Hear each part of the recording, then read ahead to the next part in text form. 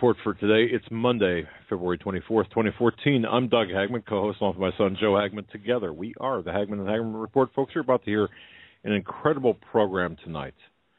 Now, ladies and gentlemen, we look. There's things going on all over the world. We have uprisings in Ukraine. We have a CIA presence in Ukraine. We've got problems in South America. We've got problems all over the globe. But you know, on our program we talk about being prepared, getting fit, getting ready for what is to come. Folks, tonight we've got a tremendous guest for you because of all of the things that we talk about, whether it be preparations for gold, for silver, for food and water and for shelter, moving money around, doing this, doing a number of things. What's the most important thing aside from your spirituality, aside from your spiritual guidance? It's your health, isn't it? Well, what's really, what determines your health?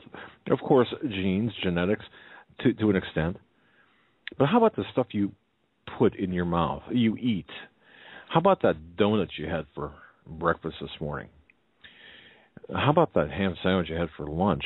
You see, as we enter this period of uncertainty, these perilous times that we talk about all of the time, we talk about preparation. But you know, I got an email the other day, and somebody said, you talk about all these problems, but very, very few times do you offer solutions, or when you do, it's limited in scope. And that got me thinking. And I'm right now I'm dealing with a family crisis. I'm dealing with my wife's mother who's, well, quite frankly, she's dying. And I'm looking at friends who are in ill health. I'm looking at people who want to fight the battle that's ahead, that want to be upright when they fight, yet they seem to be overweight. They tire easy. They've got no energy. They're ill. And I look around, I'm thinking, well, how can we put up a good fight if we ourselves are not fit, if we don't take our own advice?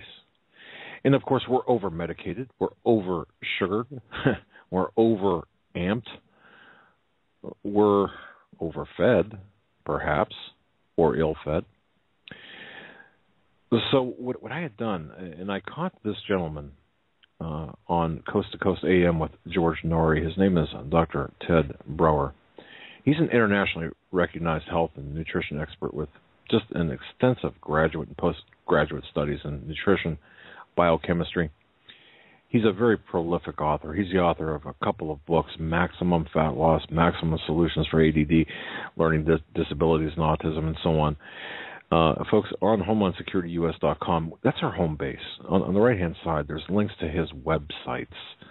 He's got two websites, multiple books, but two websites, bodybyted.com and healthmasters.com. We're going to be bringing him on in a few minutes, but for new listeners, and I've heard from so many over the weekend, it's incredible. We're growing at just an alarming rate. And I just want to welcome everyone. Our home base, of course, is HomelandSecurityUS.com. And we broadcast live every weeknight from 8 to 11 p.m. Eastern Time, right here via the Internet. Also, we're simulcast on the Christians United Broadcasting Network. There you can catch us at the Hagmann and HagmannReport.com. Before we get to our guest, I just want to say, Joe, welcome to the studio as you rolled in here. Great to be here. And I didn't know if when you were talking about the ham sandwiches and the foods, if you were reading off the menu I had for breakfast and lunch today. But no, you know, it's something. I mean, we do talk about preps. We do talk about the need. Look, we need to be healthy. And you know what? Even if you don't care about yourself, and I find that hard to believe, certainly you care about your children. You care about your family members. You care about your wife. You care about your loved ones. So tonight we're going to be very proactive.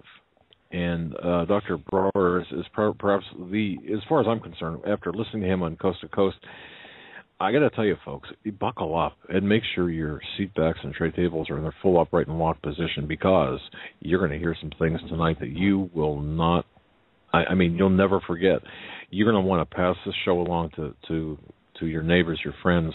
And the other thing, too, our guest has some certain specials here for our listeners tonight.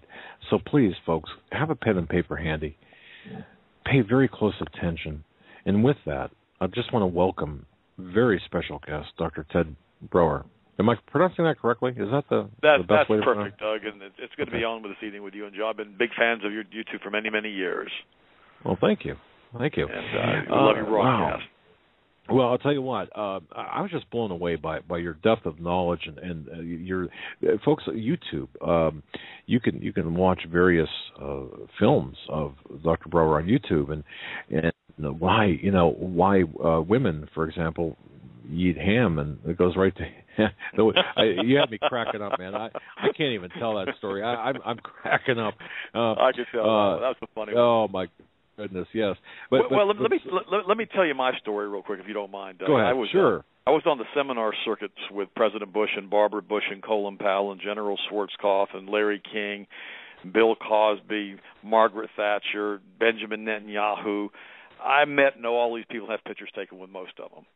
And what was interesting about all of this, I was on the circuit back in the 90s, and then I had enough of it. I was gone all the time. I was living out of a suitcase, and I went galt. Just done. Good old back to Ayn Rand's book, went galt. And I'd had enough of it. I basically just went on the back burner and just chilled out for a while. And then I started getting more and more involved after 9/11, because I started seeing what was happening and all the lies that we were being told. And finally last year I told my wife, I said, you know what? I've had enough. I'm going to get back active again. And she goes, well, why do you want to do that? And I said, well, be honest with you. I said, somebody needs to be out there telling the truth about what's going on, and we need to be out there promoting what's going on. We need to be promoting people like Hagmann and Alex+Jones and George Norrie, and we just need to be letting people know that these people aren't fringe communicators and fringe journalists anymore. These people are telling the truth, and the mainstream media has become completely insignificant. And so what we did is we put together a program called Eat, Drink, and Be Healthy many years ago, and I've written many, many books. And then we put together our list of the top 10 foods never to eat. I want to start with that tonight. I want to tell everybody who's listening how to lower blood pressure, cholesterol, triglycerides, blood sugar levels, how to feel great and have tremendous energy. If you're taking Viagra or Cialis for impotency, I'm going to tell you how to correct all those impotency problems without the use of drugs that make you go blind and deaf. And so we got a lot of stuff we're going to cover tonight. We're talking about women. We're going to talk about burning body fat. We're going to go into detail, because here's the reality. If you're 20, 30, 40, 50 pounds overweight and you're unbelievably sick and you can barely stand in an upright position, we've got some rough times coming in this country ahead of us. I believe that with all of my heart, because I know what the government is doing in their preparation with their over 1 billion rounds of ammunition and all the things that they're doing. How in the world are you going to defend you and your family if you can't get out of your lazy boy chair for more than 5 minutes without losing your breath? And so everybody listen to me. We're going to cover how to increase your energy levels, how to get maximum output from your body. I'm 58 years old. I feel absolutely wonderful. I work out 6 days a week. My wife's 57 years old. There you can go to our website and you can just take a look at us. You can look at we have another website too, by the way, Doug. It's 10foods.com. You got to type that into your browser top, www.10foods. That's tenfoods.com, and you'll see my wife and myself, and you'll see a bunch of pictures with me with a bunch of the dignitaries that I just mentioned earlier. But I'm here to tell you, if you think you can go ahead and do whatever you want to do and live any way you want to live and get any kind of results other than what you've already gotten, you're absolutely wrong. And I don't care how much gold you have and how much silver you've stored, how much food you've stored. You've got to be in shape. You've got to be ready to go, and you've got to be healthy. And that's what we're going to talk about tonight, is how to get in shape and feel good and have maximum output, maximum energy all the days of your life. The number one food we tell people never to eat are the high-fat luncheon meats. I include bacon, sausage, ham, pepperoni in that category. You know, Doug, a few years ago, the University of Southern California, they did a study, and they found that children who eat just 3 hot dogs a week have 9 times the risk of leukemia versus children who do not. Isn't that amazing? That's fascinating. Now think about food. That's right. Think about this for a second. The leading cause of death in our children, age 14 and under in this country, other than accidents, is cancer, and the leading type of cancer is leukemia. And 3 hot dogs a week increases the risks of leukemia by 9-fold. I mean, that's nuts. But how many people feed their kids hot dogs and they think it's okay? How many parents give their children the 60 immunizations that are required without trying to find a way through a religious exemption waiver not to have to do all of that? And the kids stay sick all the time, and they come down with autism, they come down with ADD, they come down with learning disabilities. I've read an entire book on that that's out of print now, and we linked all those types of behaviors like the autism and the learning disabilities, and we linked it all to basically all the foods that these kids are eating and all the chemicals that are going into their diet. And so we've got a lot of information to cover tonight. The first thing on that list, though, are the high-fat luncheon meats. I, again, include bacon, sausage, ham, pepperoni, and hot dogs in that category, and we need to avoid those at all costs. And remember, you know, the Bible even tells us not to eat pork, tells us not to eat shellfish, and that wasn't something God was doing to punish us. He wasn't saying, I'm going to hang a ham sandwich, you know, over your head so you can't have it and torture you with it. He said, don't eat it. He knew they were scavenger feeders, and he knew basically they were unbelievably toxic for human beings, and he knew that we weren't supposed to eat it. In fact, what you were talking about with the ham and the women and all that kind of stuff, that's from the Biological Therapy, Volume 1, Number 2, 1983, by Professor Hans Reckwig, and it's called The Adverse Influence of Pork Consumption on Health. And you can listen to the tape of this. You can repeat that to yourself, and you can go ahead and pull that whole article up online. It'll tell you of all the diseases that are transmitted from pigs into humans, and human beings should never eat pigs, and that's why God told us not to do it. That's number 1 on our top 10 list. Wow. Okay.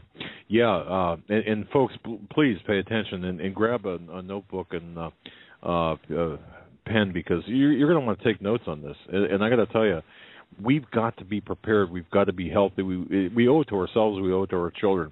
Doctor, go ahead and fire away. Keep going. Okay. Yeah, sure. Number 2 on the list. Number 2 to stay away from on the list are NutraSweet aspartame equal diet soda products. Links in products.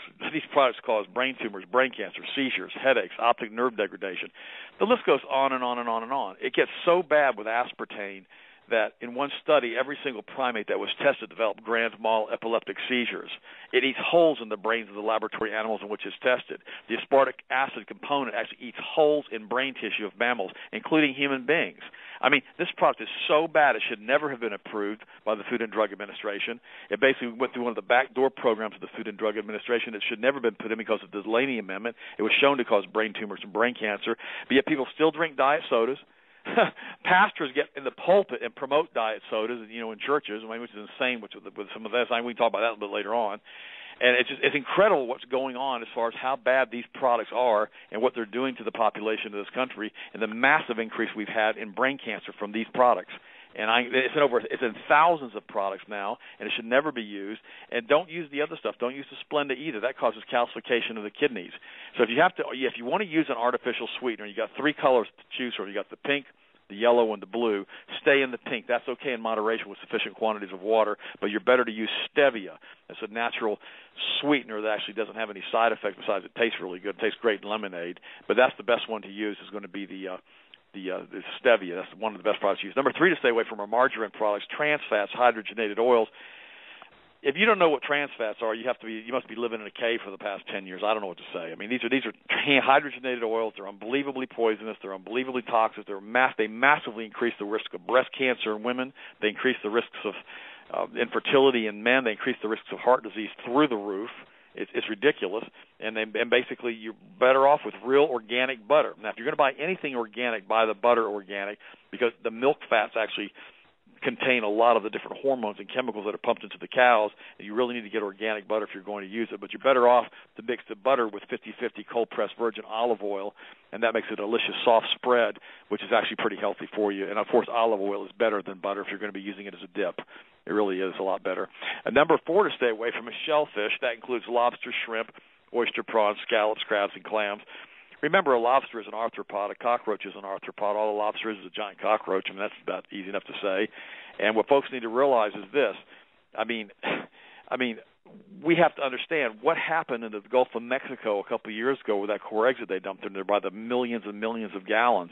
That stuff is unbelievably poisonous. It has destroyed a lot of the fisheries in the Gulf of Mexico, and it's causing a lot of mutations in the shellfish in the Gulf of Mexico. We don't need to be eating shellfish at all. And again, that's another biblically forbidden food. It does not have fins and scales. It is a shellfish, and also skinfish are forbidden. You need to avoid these types of fish, and they contain abnormally, in some cases, they can contain abnormally high levels of arsenic, lead, and mercury. And so you've got to avoid shellfish to the best of your ability, grouper, red snapper, orange roughy, all of that if you know the source, and stay away from farm-raised fish, especially salmon, because they get really infected with a lot of parasites, and they've got to give them a lot of antibiotics. In addition to that, farm-raised salmon usually aren't pink. They have to dye them to make them look pink, and so they're just an unhealthy fish to eat, and you need to avoid them. Number 5 to stay away from. Yeah, well, that's just. I'm sorry. If I'm giving you information that's too fast, I can slow down a little bit. Number 5 to stay away from is basically the junk food category, Twinkies and Ding Dongs and cupcakes. You know, it's interesting. Years ago, back in the 60s, the inventor of the ADHD disease, okay, the diagnosis back in 1968, his name was Dr. Leon Eisenberg, okay? And what's interesting about Dr. Eisenberg, he actually revealed the truth about ADHD and ADD in the February 2012 edition of Der Spiegel magazine in Germany, okay? And he was interviewed on his deathbed. He was dying. And he said that basically he made up the disease in 1968, that ADHD did not exist, that he made it up, and basically took credit for it. And now after all of these years, he realized what he had done as far as putting all these children on all of these drugs, and he regretted what he had done, so he was coming clean on his deathbed confession that it was a made-up disease. Now, what's interesting about this, and I find this really fascinating, Doug, is that ADHD and ADD have almost become a problem that we have just that's gone out of control because of the immunizations, because of the measles vaccine, because of the blue dyes, the red dyes, the yellow dyes, and all of the food, all the chemicals that we're doing, all the GMOs. We're going to talk about all of this stuff tonight. The GMOs, the Roundup, which is the glyphosate. Glyphosate is one of the most toxic substances on the planet. It's been linked to celiac disease. It's also been linked to all the problems we've had with gluten sensitivity and people getting off all the gluten products because of the use of Roundup on all these crops. And now we have children, because of all the immunizations and all these different conditions, they're being routinely diagnosed with ADD and ADHD to the tune of about 20 million of them in the United States, if you get accurate numbers on it. And the drug of choice is either Ritalin or Adderall. These are Schedule II drugs in the same category with morphine, opium, Percodan, and Demerol. I've seen children come in my office as young as the age of 2 that have been diagnosed with ADD and ADHD who have been given Ritalin at the age of 2. It massively impairs brain development. And the craziest thing, if your child went to the doctor and he wasn't feeling well at the age of 2, and the doctor goes, I know what we can do. We can go ahead and throw on some morphine for a while, see how that works out for him. You'd say, what are you, nuts, doc? Here's the thing. Morphine and Ritalin are in the same category. Ritalin basically is methylphenidate. The drugs that are so prevalent on the street today are called methamphetamines, and I personally believe, and I believe the documentation is there to produce statistical evidence to this, that the reason we've had such a huge increase in meth production in these laboratories around the country is so many people, millions and millions and millions of people have gotten addicted to Ritalin and to Adderall all the way through high school, and when they're 18 years old, they're suddenly taken off of it, and they look for alternative sources. So instead of getting methylphenidate, they get methamphetamines, and it gives them the same buzz. If a cocaine addict is given Ritalin, he cannot tell whether he was given Ritalin or cocaine. It's one of the top 10 drugs slated for pharmaceutical theft.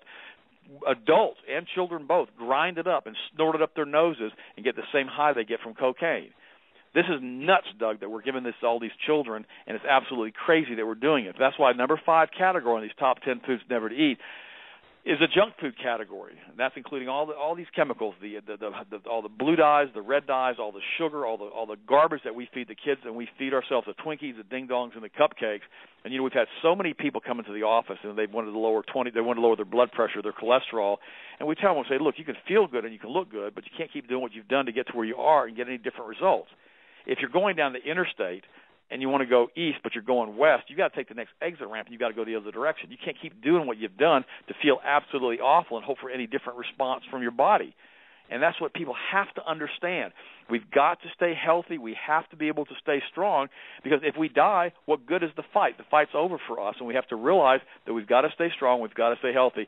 We've got some folks standing by at the office. If you don't mind if I give out a phone number, Doug. I know a lot of folks don't have access to the Internet, or they don't have the ability to call during the day. They give us our office a call at 1-800-726-1834, 1-800-726-1834. We have a brand new book out. It's called Breakthrough Health, and it talks about what the globalists are doing to us. It talks about what the American Medical Association is doing to us. It talks about what the Rockefeller Trust is doing to us as far as getting rid of the natural medical care to push us all into a drug culture.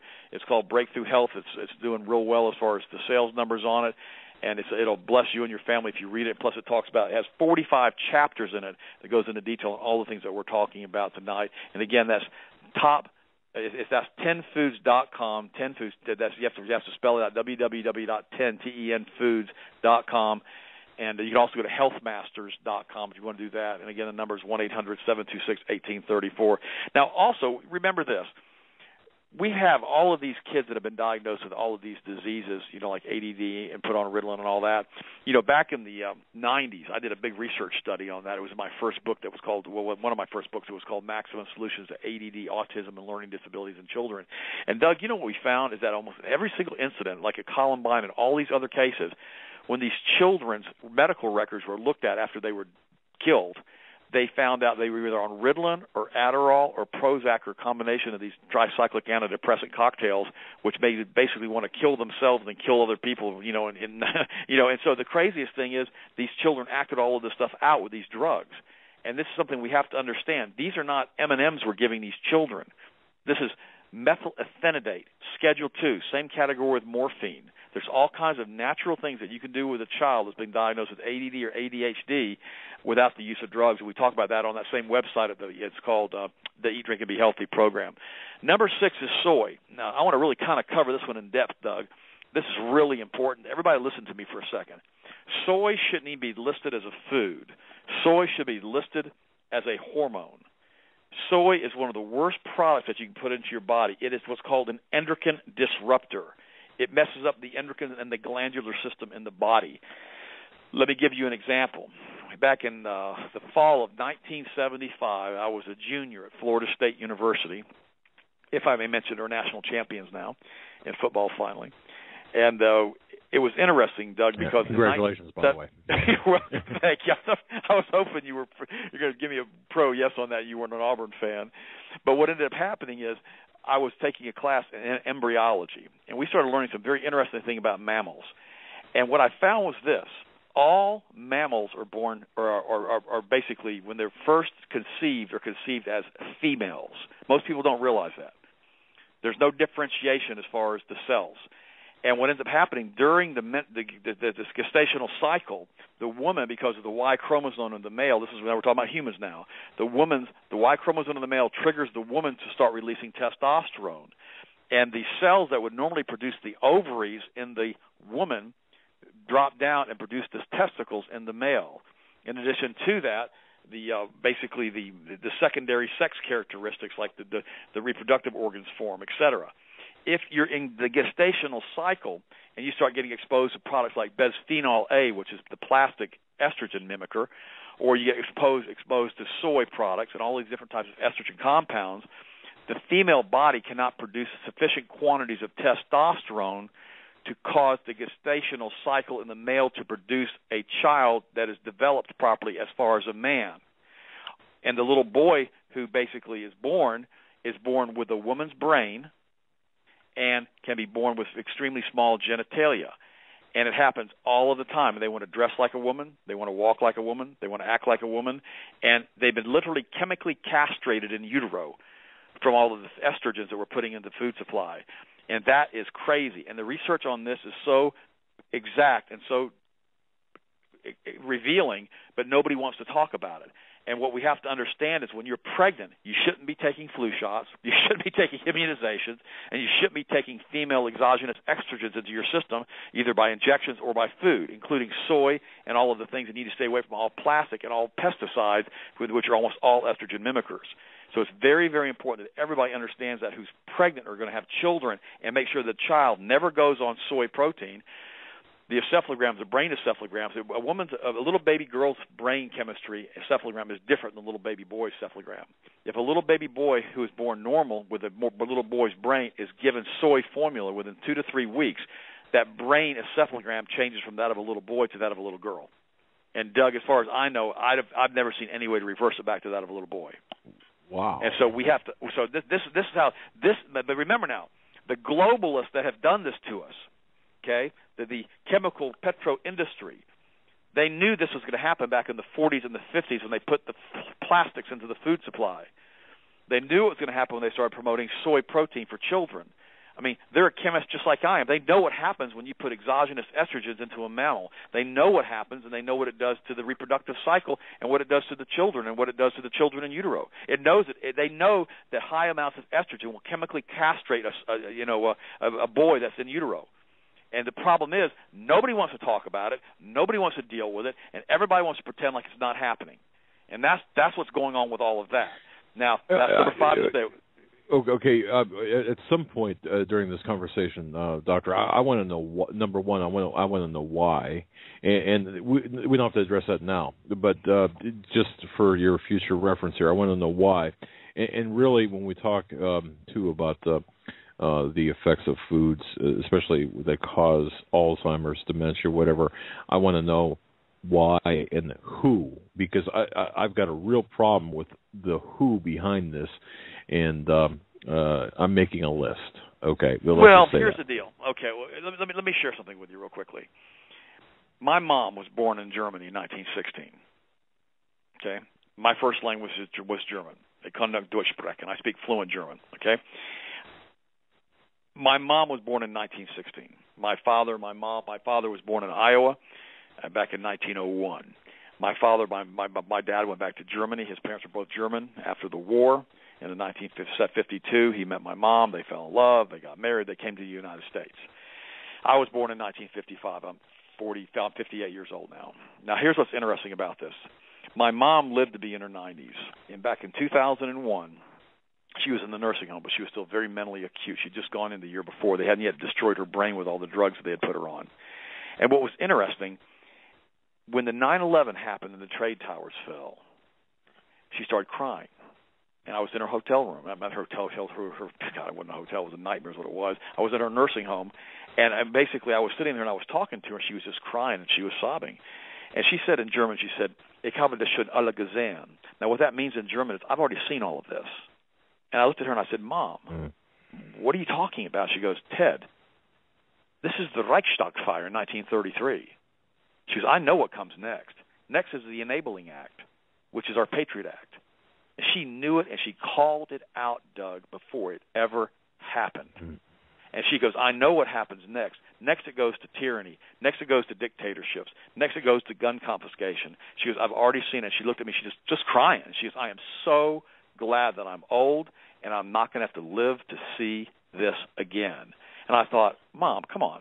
Really, because I wasn't awake then. In 2001, I wasn't awake yet. Okay, I knew about the banking system, and I knew about the Federal Reserve, how corrupt that was, but I did not realize how the globalists had taken control of our government and basically were doing all of these things. I wasn't aware of that. I was not awake 13 years ago when this all happened with my mom, but she was awake. And she told me, she said, Ted, let me tell you what happened in Germany. She said, the German people, we never elected Hitler as president. She goes, it never happened. She goes, when he ran for president in the early 30s, he didn't make it. He didn't become president. He didn't do that. He didn't. But what happened is the Nazi Party got control of the Congress in Germany, and they appointed him chancellor. And once they appointed him chancellor, they had the Reichstag fire. And then when the Reichstag fire happened, basically they appointed him Führer because he started arresting communists and just went nuts. And she goes, we didn't see it coming. We didn't realize what was happening. She goes, we were stupid. And then we started believing Goebbels, who was the propaganda minister. And we started believing everything that Goebbels said on the radio, in the newspapers. We started believing everything he said because we thought, there's no way they would lie to us. There's no way the government would lie to us. These are good people. They've helped Germany get out of the terrible the fiasco of the Great Depression. They've actually been able to, everybody forgets, Hitler was a rock star. And guys, I don't care what you say about Hitler. Before he went nuts, he was a rock star, and he ended up he was idolized in Germany. He was Time Magazine Man of the Year, and then he went basically nuts and wanted to conquer the whole world. And my mom and everybody in Germany looked at him as like the great savior that had taken them out of this, and they believed that he could do no wrong. And they got sucked in. And she told me, she goes, Ted, she goes, here's what happened. We believed the lie. We believed Goebbels. We believed he was good. That's why we idolized him like we did. She goes, the problem is we're awake now. Germany was turned into rubble, and she goes, 3/4 of our relatives all died. She goes, if your dad hadn't been in the United States, had he not been born in the United States, you wouldn't even be here. He'd been killed too, along with all the other relatives. She goes, it's unbelievable what's happened to Germany and how it was destroyed from this war. And I said to her, I said, Mom, that's crazy. She goes, the problem is, Ted, the American people believe the lie. They believe Goebbels. They believe the propaganda that comes out of the White House. They're doing the exact same thing that we did in Nazi Germany when we saw our rights being slowly eroded, but it wasn't that big of a deal because it was very, very slow, like an IV, like a drip IV, and we didn't realize what was happening to us. They were slowly anesthetizing us until it was too late, until all of a sudden now we're invading Poland, and now World War II has started. And she goes, and that's exactly what's going on in the United States. And, you know, it's funny to me, Doug, when we go back and we look at what's happened in the United States, and we look what happened in Germany, and the parallels, or, there's that really good book that Jim Marrs wrote, The Fourth Reich, and in which he basically talks about the parallels of the United States and Nazi Germany. And the craziest thing is the American people don't want to wake up. They don't want to see the truth. They don't want to realize the truth, and they don't want to realize how incredibly corrupt our Congress and our administration is in Washington, D.C., and also in most of the state governments. I mean, our government's been taken over by a bunch of feral cats up in Washington, and they need to be captured and taken out of Washington and relocated. We don't need to keep them in power up there. And the problem is now and the problem is with the Diebold election machines, and the electronic voting, we don't even know if we're actually getting our votes counted anymore. And in some cases, we've seen, like with all the stuff that's happened up in Ohio this past election, it's probably not being counted properly. And so this United States is in a mess. We need to wake up, and we need to realize that tyranny has enveloped us, and if we don't change what we're doing, if we don't wake up, if we don't stop doing what we've done, we're going to fall. Years ago, my dad and I were talking before he died. He died back in 1984, and he was like 81 years old, 82 years old, something like that. And I'll never forget, he told me, he goes, son, let me tell you what's happened to the United States today. He goes, well, I said, what's that, Dad? He said, we're following the same thing as the Roman Empire did.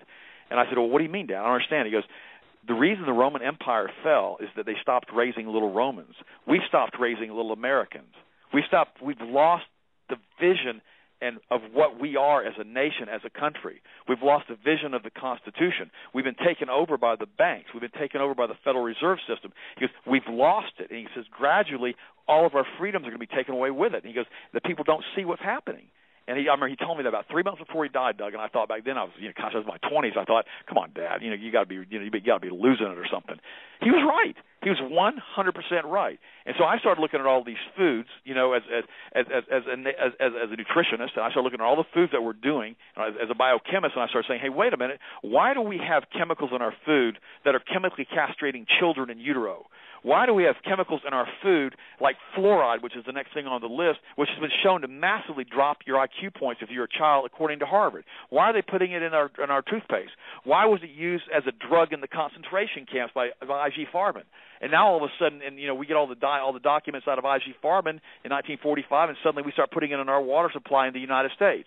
It completely calcifies the pineal gland with much exposure to it, which gives us our third sight, our insight. And we have no ability to have any reasoning skills. And so why are all these drugs being thrust upon us when we know that fluoride is rat poison? Why are we being forced to drink it? Why are we being drugged by the municipalities, by our local and state governments and the federal governments with this fluoride nonsense and being forced to drink poison? Why are we having that happen to us and not raising up an uproar about it? I mean, the whole thing is nuts. But number 6 on our top 10, and forgive me for digressing like that, but I want to tell you a bit more about my background and why I feel so passionate about this. Number 6 is fluoride in the water supply. I also include chlorine in that category. I'm sorry, number 6 was soy. Number 7 is chlorine and fluoride. You've got to stay away from chlorine. You've got to stay away from fluoride. These are halogens. If you look at the periodic table of elements, you've got the chlorine, you've got the bromide, you've got the fluoride, you've got the iodine, and those three, the bromides and the fluorides and the chlorines, they confuse the thyroid gland into thinking that they're iodine, and they get absorbed into the thyroid gland. They're a massive endocrine disruptor. They cause you a massive increase in weight. They can cause all kinds of problems with brain fogginess and all kinds of other health conditions and all kinds of other diseases associated with the different glandular tissues. And what ends up happening is, Doug, we don't even realize it's happening to us because we're drinking the fluoride, we're drinking the chlorine, we're not getting sufficient quantities of iodine because they use the bromide, which replaces iodine in the bread products, and we're getting all these health conditions. If a man takes iodine on a regular basis, at least 13 milligrams a day, he ends up having virtual zero risk of prostate cancer. Women have almost virtual zero risk of breast cancer, but nobody takes an iodine supplement. Nobody does it. I do. and we have them at healthmasters.com. But the point is, nobody understands how important supplementation is because the food has been so altered and so messed up, and nobody understands how important it is. You've got to have a filtration system in your home that will take chlorine and fluoride out of the water. You can use reverse osmosis. You can use steam distillation.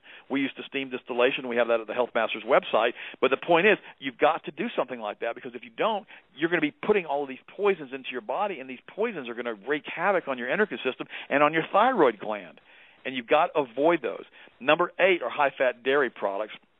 You've got to stay away from all of these dairy products that contain bovine growth hormone, all these chemicals. Again, if you're going to drink dairy, get grass-fed dairy and try to get it that's, without any hormones in it, try to get it organic. That's very, very important. Number 9 are coffee products. If you're going to drink caffeine, I use something called a purple stick. I haven't had any of those tonight, but I usually have them in the morning when I get out of bed before I work out. And it's a green tea extract, and that's an excellent product as far as because it has B vitamins and everything else in it. And again, it doesn't elevate cortisol. Coffee will elevate cortisol. Cortisol is a stress hormone. It will make you store body fat. It can also elevate your blood pressure. You need to avoid coffee as much as possible. You can drink it in moderation. If you're going to drink it, get a good source of coffee, but don't do it every single day because it's very, very addictive. It can elevate the blood pressure, and it will increase your cortisol levels. And number 10, Doug, to stay away from are alcohol products. And I've never heard anyone say, my life was a wreck, and then I started drinking, and everything got great. But I've seen so many people ruin their lives through alcohol, and I'm not talking about an occasional glass of beer or occasional glass of wine. I don't care about that. But what I'm talking is the habitual daily use of alcohol, even in moderation. It shouldn't be done. About 10% of the population basically is predisposed genetically to become alcoholics. In addition to that, just 1 ounce of alcohol will decrease the body's production of lipase by almost 35%, which helps to burn body fat instead of storing body fat. And that's why you get these big beer guts. So you really need to avoid alcohol as much as possible. Like I said, occasional glass of beer or wine or whatever, that's okay. But again, if you want to get a copy of the Breakthrough Health book, give us a call at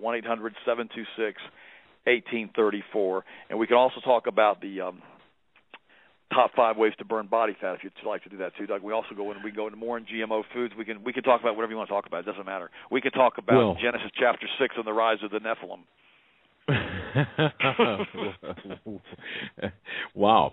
I should have Steve on.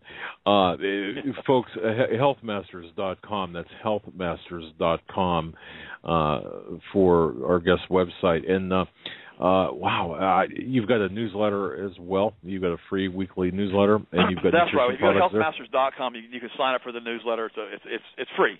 There's no cost to it. Just go sign up, and you can get that. Now, you won't get the stuff that's in the book because that's all new information. The newsletters, we recycle those, but it's a phenomenal program. Now, the Eat, Drink, and Be Healthy program on the 10foods.com, that's a phenomenal program, too. That's a CD set along with a whole bunch of medical reports and about 3 different books you get with that program. That's a phenomenal book, too. That's a phenomenal program, too.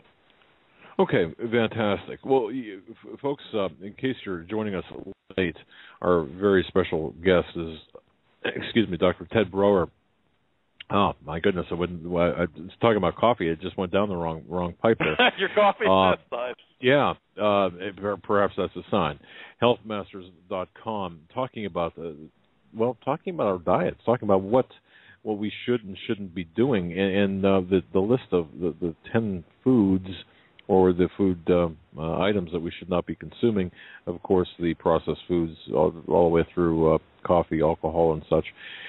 Somewhat common sense, I suppose. I was a little bit surprised by the effects when I was looking into this, by the effects of coffee. And I can't believe, by the way, you're not under the influence of caffeine, man. You come out of the gate running, which is fabulous. But thank you. I haven't had any green tea or anything. I did have some chocolate protein that we have. It's some New Zealand chocolate protein that's pretty good, but it has very little caffeine in it. But here's the thing. Let me tell you about coffee real quick. When I was in graduate school at Florida State University, I used to drink 18 cups of coffee a day. And when I was 27 years old, Doug, I came down with heart disease and almost died from it. Interesting story, and one of the reasons that precipitated me to go back to college.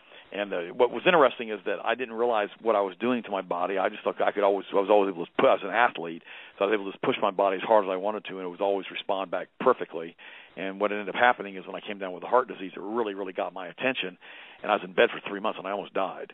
And so I began to realize very quickly that I couldn't just keep doing that. I had to find a better way of living and a better way of basically taking care of my own body and my own health. And I did. And it basically gave birth to, to healthmasters.com. And we basically have been doing that ever since. For over 33 years now, we've been basically helping and blessing people all over the United States, all over the world. And so we've learned that there's certain things to eat, certain things not to eat, certain things to do, certain things not to do. And if you don't believe that, then just look at the death statistics. Right now, the United States is pretty much leading the industrialized world when it comes to heart disease, to diabetes, and to cancer. And like we mentioned earlier, the leading cause of death in kids, other than accidents, is cancer, and it's not getting any better. And look at this now. We've had 1 in 50 children, 1 in 50 boys now are being diagnosed with autism. And I can't tell you how many times I have spoken to people, and I have pleaded with them when they're pregnant. I mean, friends. I think over and over and over this has happened. And I've said, please, please, please evaluate what you want to do as far as immunizations before the baby is born. Because as soon as that baby is born, if you haven't born in a hospital, the hospital is going to tell you that child has to have a hepatitis shot. Now, the reason they give you the hepatitis shot, because the reason that's been mandated is that they assume that all pregnant women are IV drug users and they all have hepatitis. That's the truth. That's why they do it, Doug. That was why it originally was passed. Really? And they don't. That's right. That's correct. And they assume that the woman's got hepatitis, and they've got to immunize that child immediately. And that's crazy. My wife is not an IV drug user. We have 4 kids. Not one of our kids got a hepatitis shot. I told them no. I said I don't want a hepatitis shot. And the easiest way to deal with all that when you're in a hospital with a midwife or whoever's delivering the baby, if they want to start doing all these injections, say no. Our attending physician with my child will take care of all the stuff that the child needs. Just leave it at that. Let it go. All right, let's go from there, from right there. When a child is born, for example, what immunizations will they tell you, aside from that, are required? Is that the only shot that's required upon birth? Initially, on the very first day, but then within a few weeks, they want you back at the pediatrician's office. They want to start doing all the different types of injections. Now, I don't have an injection schedule. There's so many of them here in front of me. I can pull one up online if you'd like for me to. But the reality is my children have had no immunizations. None. Zero. Not a mix. And I remember when I said, and what I did is I went to our local county seat, and I told them, I said, I need a religious exemption waiver, because basically the Bible tells us that don't you know that ye yourselves are God's temple, and God's Spirit lives within you, and if you destroy God's temple, He will destroy you. And I never had to use that scripture, but I just told them I had a religious, aversion to immunizations in my children, and they said, not a problem. Back then they had a blue form they would give you, and that would allow you to put the child into school. And then finally, I remember one day the lady was saying to me, after I had for the 3rd or 4th time I came in, and finally the lady said, well, you really, really need to think about this. If there's a measles outbreak, your child will be quarantined. And I said, why would there be a measles outbreak if everybody else has the measles vaccine? That's a good response. And I said, and plus I started laughing. I said, I have the measles. I guarantee you did too, Doug. And I said, we're fine. I did. Yeah, everybody had the measles back in the 50s. And, we all had measles outbreaks in schools. Everybody got the measles. Everybody was fine. No incident. What was autism? 1 in 100,000, 1 in 200,000 back then? Everybody got the measles. Everybody went home for a couple of days, got to eat some chicken soup, and got back to school within a week. And, and it was so crazy. We were all happy when we got the measles and chicken pox, and got them over with. It wasn't a big deal. And then we had a lifetime immunity to them. And the nonsense about immunizations is they don't give you lifetime immunities to these different types of diseases. And let's take a look at the flu shot, for instance. They all of the multi-shot flu shots all contain thimerosal, which is mercury. Mercury is incredibly toxic to the brain tissue. And I always tell folks, if you want to do a flu shot, if you absolutely have to do a flu shot, though 3 flu shots in the elderly increase the risks of senile dementia by 50%. If you want to pull those switches on the wall and pretend like it's not going to happen to you, go ahead. I said, but the reality is this. If you're going to do a flu shot, make sure you get one that does not contain adjuvants like squalene, and make sure you get one that does not contain thimerosal. And the problem is you won't find them without squalene and thimerosal. And the squalene is an adjuvant that basically accelerates the compound that's in the flu vaccine to make it more irritable to the body, so you have more of an allergic response to it. And what's crazy about it is they cause brain inflammation. And how many people have died from these flu shots now? But everybody says, we don't want to deal with that. We want to make sure everybody gets the flu shot. Get at least 1 or 2 or 3 flu shots a year. Are you kidding me? The drug manufacturers that manufacture the flu shots had to be given immunity against prosecution because of all the people they were killing, Doug. And it's supposed to be okay? It's not okay. I never get the flu shot. I never take stuff like that and put it in my body. How do I even know what's in that needle they're injecting in me? How do I know? I don't know what's in it. Exactly. And Joe, I think you had a situation the other day where you were in a he was in a drugstore, right? Yeah, about 3 weeks ago, and they had this is a pharmacy that we use a lot if we need to get things filled that's real close to the house. So they had this nurse in there who had a desk set up, and they were trying to give away flu shots for the swine flu. And the person told me I was in the target age group that this virus was targeting, and how I needed to get a flu shot. Well, to make a long story short, I said no. I asked to see the insert. She would not provide me with one.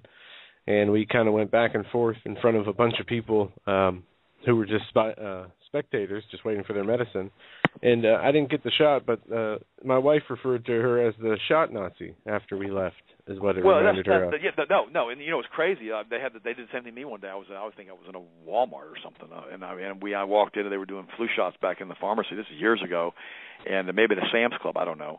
And I remember I walked in and I said, do you mind if I look at the box that the shot came in? They said, sure, here it is. And they handed it to me. And I said, and I looked at it. Before I looked at it, I said, does this product contain thimerosal or mercury? She goes, oh, no. They're all mercury-free. There's no thimerosal. I looked at the shot. One of the first ingredients, it said thimerosal. And I said to her, well, why does it say it has thimerosal in it? She goes, oh, it doesn't say that. God, was it the Jedi mind trick? It doesn't say that? And I looked at her and I said, what do you mean it doesn't say that? And she goes, no, it doesn't say that. I said, I'm looking at it. I'm reading it. She goes, no, it doesn't say thimerosal. And finally I looked at her and I took it to her and I showed it to her. I said, can you read this? She says, oh, no, I can't read that, but it doesn't say thimerosal. And I'm like, oh, gosh, are you kidding me? And I thought to myself, are they that inept? I mean, are they that brainwashed? They're told that it doesn't contain mercury, but it has mercury. You know, when we were kids, we used to play with mercury thermometers. I mean, I never really got involved with a lot of that, but a lot of kids did. Nowadays, if you break a mercury thermometer open, Doug, they call hazmat and they evacuate the entire school. They evacuate the entire school. And when dentists remove mercury fillings and all that kind of stuff, they've got to put it in special containers because they can't be put into landfills. And it's crazy how poisonous mercury is, and yet they continue to put it in our bodies. The same thing with aluminum. I mean, we get exposed to so much exogenous aluminum. And here's the problem with aluminum. And this is the nuttiest thing about aluminum. See, aluminum in nature, about 5 to 7% of the Earth's crust is aluminum, but it's in a form in which it's bonded with other compounds and other elements, and so it's not readily accessible. It's not biologically available. Biologically available atomized aluminum is poisonous to every living thing, including plants and animals on this planet. Nothing can deal with it, okay? It's not found in nature that way. And, it's interesting to me because I was on George Norrie last week. He said to me, well, what do you think about chemtrails? And I'm like, oh, gosh, chemtrails. Chemtrails are interesting because, remember, I'm a research biochemist from Florida State University, okay? I didn't believe in chemtrails. That was the last thing that I said, absolutely no way, the government's not going to do that to us. But then I started thinking, back in the 90s, we had a Mediterranean fruit fly outbreak here in central Florida where there are a lot of orange groves where I live.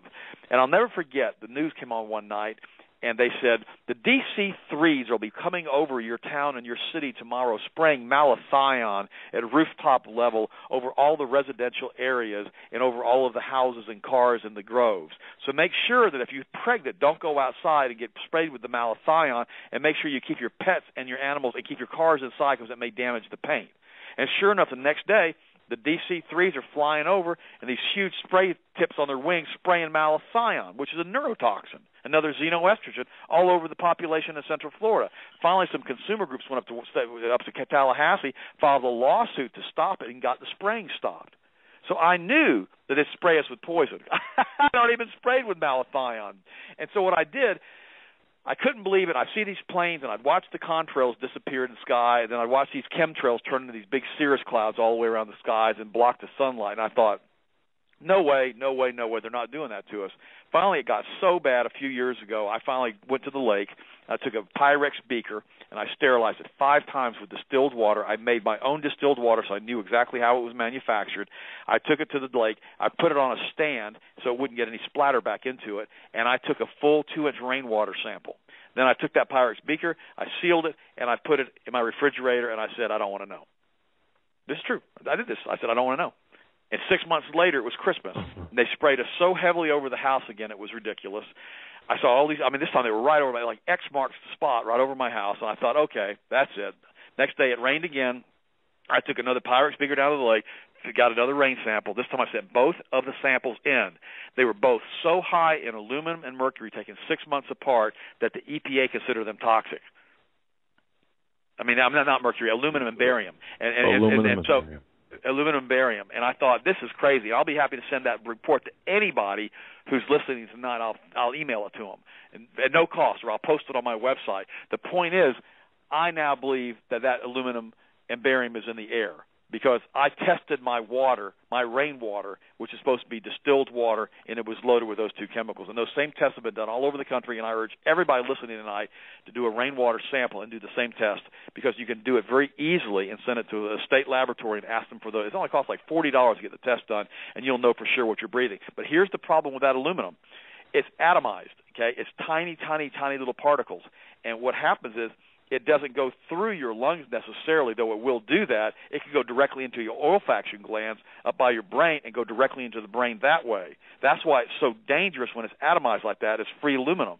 It's massively increasing the risks of Alzheimer's disease in the United States. And I don't know what in the world the government is. The only thing it can possibly be is eugenics. That's it.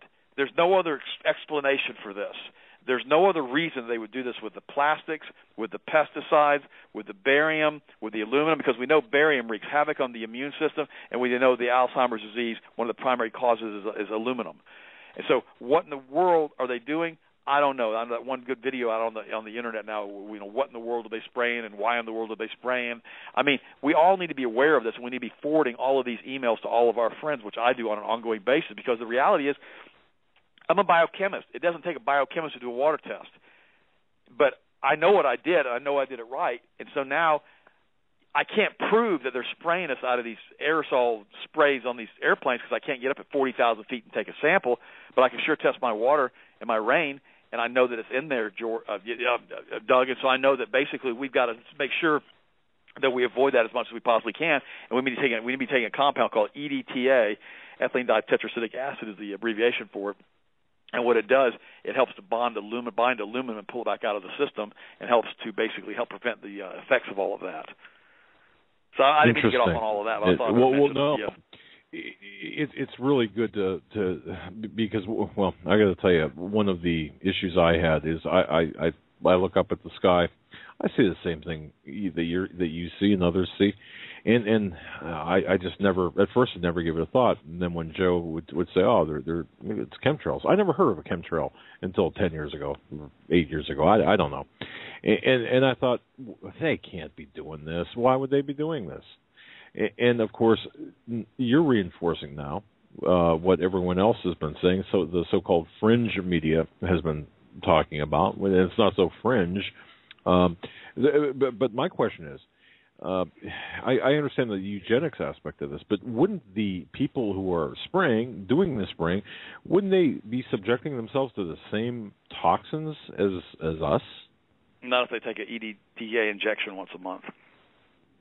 Ah, okay. Takes it back out of the system. I take an EDTA injection once a month. I don't want it in my brain. I bind it and I pull it back out.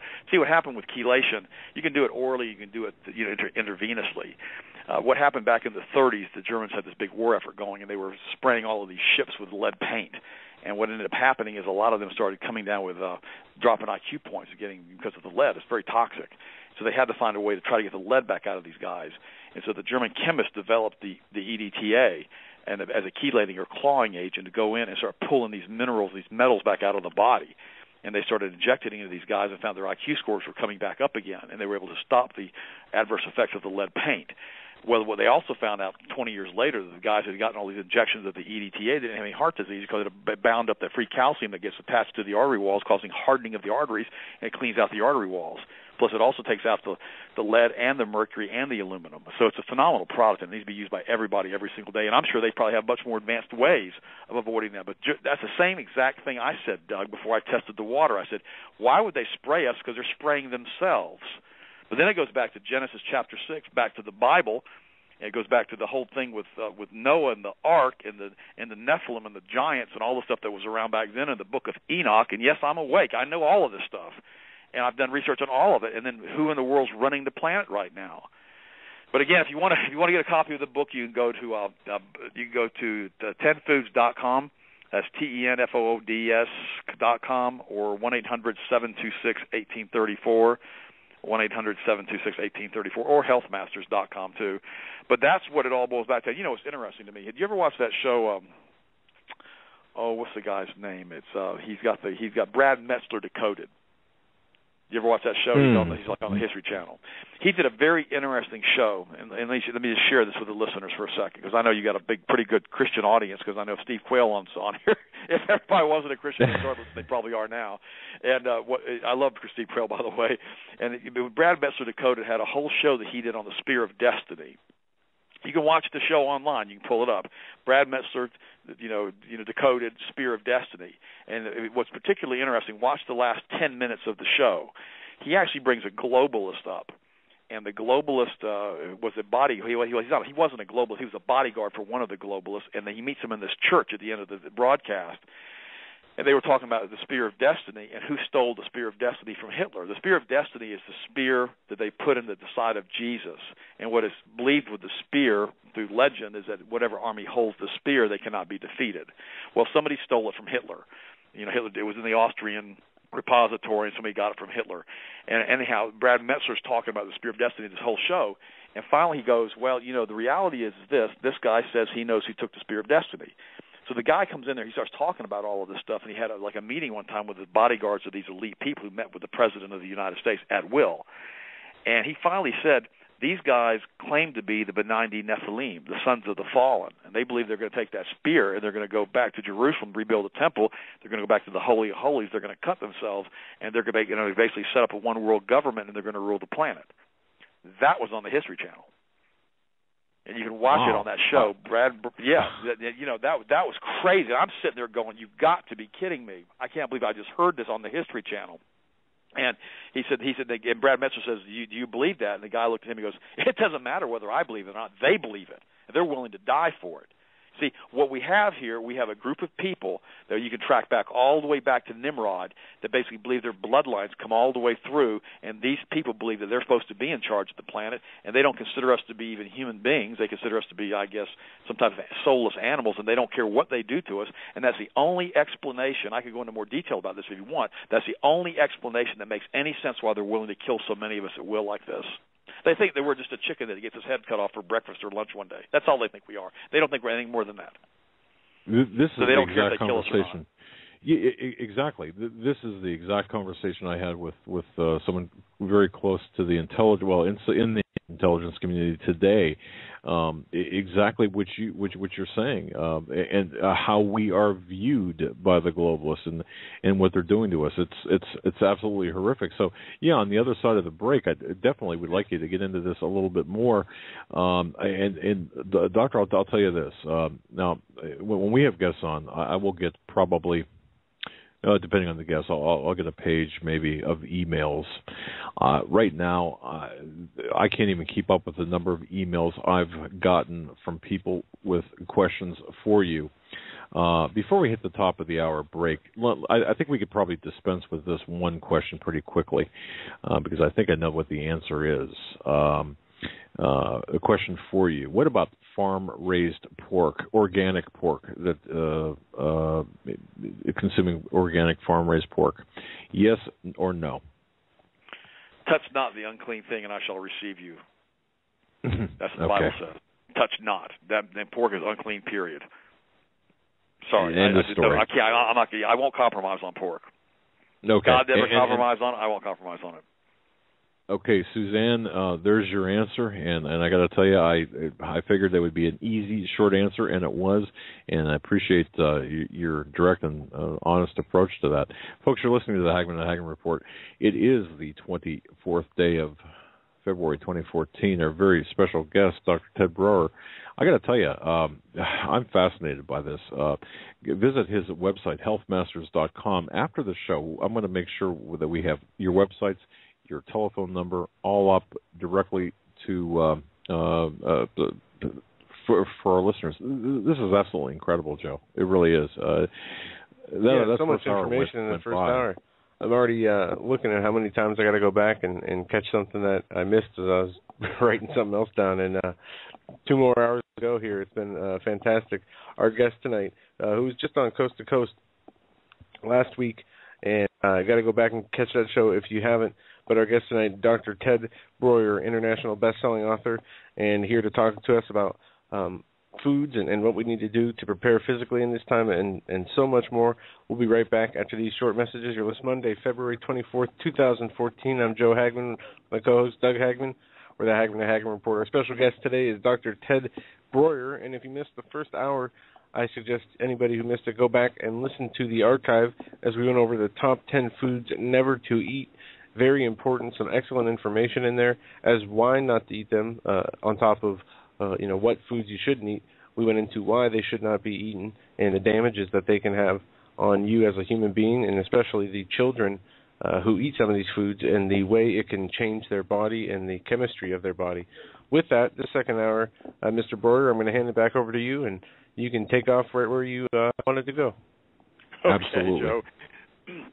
Let's go ahead and go over the top 5 ways to burn body fat real quick, and then we'll go back to the book of Enoch and Genesis real quick, if you don't mind. Oh, I love it. Excuse me. Well, the number one way to burn body fat is eat six small meals a day. That's critical. I mean, you don't want to eat one giant meal before you go to bed at night, because all you're going to do is store all those extra calories as fat. Very important. If you're a guy and you want to weigh 180 pounds, eat 1,800 calories a day. That's 10 times your ideal body weight. So you take 1,800 divided by 6 is 6 300-calorie meals. So basically you're eating snacks throughout the whole day and not giant sit-down meals. Second thing, we have a product called HGH Stimulate. It's on the top 10 or on the 10foods.com, and also to let's see, does he have to put in the? We just changed that browser. That's why I keep stumbling on that. Is www.10foods.com. TENFOODS.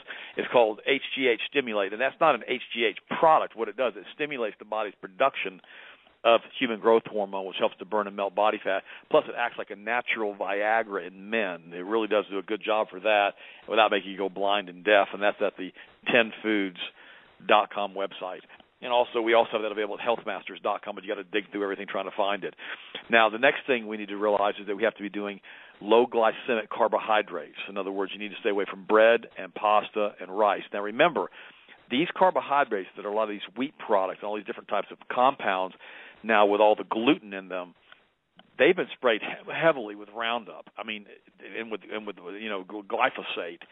This stuff is unbelievably poisonous for human beings, and it needs to be avoided. And it's been linked now to celiac disease, and it's also been linked now to the problems with gluten sensitivity. And your body's not designed to eat large amounts of herbicides like that and not have side effects from it. So you really need to stay away from high glycemic carbohydrates anyhow, especially high fructose corn syrup.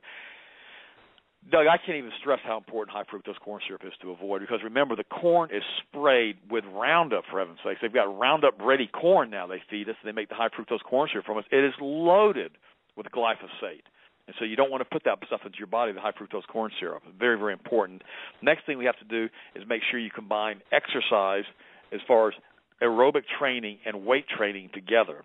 Never let your workout go longer than 45 minutes. That's very, very important, because then you start elevating cortisol, which is a muscle-wasting hormone, again, like that's what coffee does. And make sure you basically combine exercise together with the weight training and with the cardio. Your workout shouldn't take any longer than 45 minutes while you're in and out of the thing. And those are our top 5 ways to burn and melt body fat. Very easy to do. And also, one more thing, that's number 5, is you have to drink half your body weight in purified water per day with no fluorine and no chlorine. And guys, don't use fluoride toothpaste. Please don't use fluoride toothpaste. Don't use fluoride mouthwashes. If you want to keep the cavities out of your children, get them off the sugar. They're not going to get cavities. None of my kids have cavities. None of them ever get fluoride. None of them ever get fluoride rinses. I won't let the dentist, when I get my teeth cleaned, even put fluoride in my mouth, especially fluoride rinses, because it's so contaminated. Look at a tube of toothpaste that has fluoride in it. It says, warning, if ingested, contact the Poison Control Center immediately. Well, there's a reason it says that on the toothpaste. It's because that toothpaste contains fluoride, and there's enough fluoride in a tube of some of these toothpaste to kill a small child. And it's that poisonous, and you don't need to put it in your bodies. I don't care what your dentist says. If the dentist don't want to wake up and realize how bad fluoride is, find another dentist. Find a natural biological dentist that doesn't believe in fluoride and just start doing that. And we'll gradually put the dentists out of business who want to give everybody fluoride treatments in their mouth. And those are our top 5 ways. And again, you go to healthmasters.com, or you can give us a call in the morning, and we'll be more than happy to help you. 10foods.com, healthmasters.com. Folks, bookmark those sites, and Doctor, we'll have actually the sites are linked off of our website right now at HomelandSecurityUS.com. So, folks, you can go there and directly go right to 10foods.com. Okay, what do you brush your teeth with then, if not fluoride toothpaste? Oh well, no, we've got toothpaste at Healthmasters that has no fluoride. Okay. All right. And it's delicious. Right. I mean, the stuff works great. I mean, it's the best toothpaste you've ever used, and it doesn't have any fluoride in it, and you don't have to worry about poisoning your children with something that says keep out of the reach of children on. I mean, it's ridiculous. I mean, think about that for a second. I mean, fluoride is rat poison, for heaven's sakes. I mean, sure. Hydrofluorosilicic acid is a byproduct of aluminum and fertilizer production, and we're basically putting it in our water. Are we insane? I mean, and we think it's okay. It's not okay. My gosh, you can't do stuff like that and not have consequences to it, Doug. And the problem is, everybody thinks, oh, well, the dentist said to do it. So what? Get a dentist who's not stupid. Get a smart dentist. I mean, it's nonsense. I mean, there's smart dentists out there. We go to a dentist who doesn't use any fluoride. You can find those, but don't be going. It's like the same thing. If you take your 5-year-old to the doctor, the first thing out of his mouth is let's put him on Ritalin. Go find another doctor. Yes. If you go to the doctor and the doctor says your cholesterol's at 230, we've got to put you on statin drugs, go find another doctor. The studies have shown clearly, Doug, that when cholesterol drops below 200, that all disease rates go up, especially senile dementia, and cancer goes through the roof when cholesterol goes under 200. And all statin drugs have one common side effect, and they all do one thing, and they do it very well. Every stinking one of them cause cancer. And the problem is, why in the world do we think that's okay? It's just not okay. Cholesterol, when it used to be 250 to 300, we were told it was in the normal range. That is a good range, 250 to 300. There's nothing wrong with that. 200 to 300, that's okay. Under 200 is too low, and when the cholesterol drops under 200, you can't produce testosterone anymore. You basically stop having a sex drive. You start feeling tired and lethargic. Your brain goes to mush.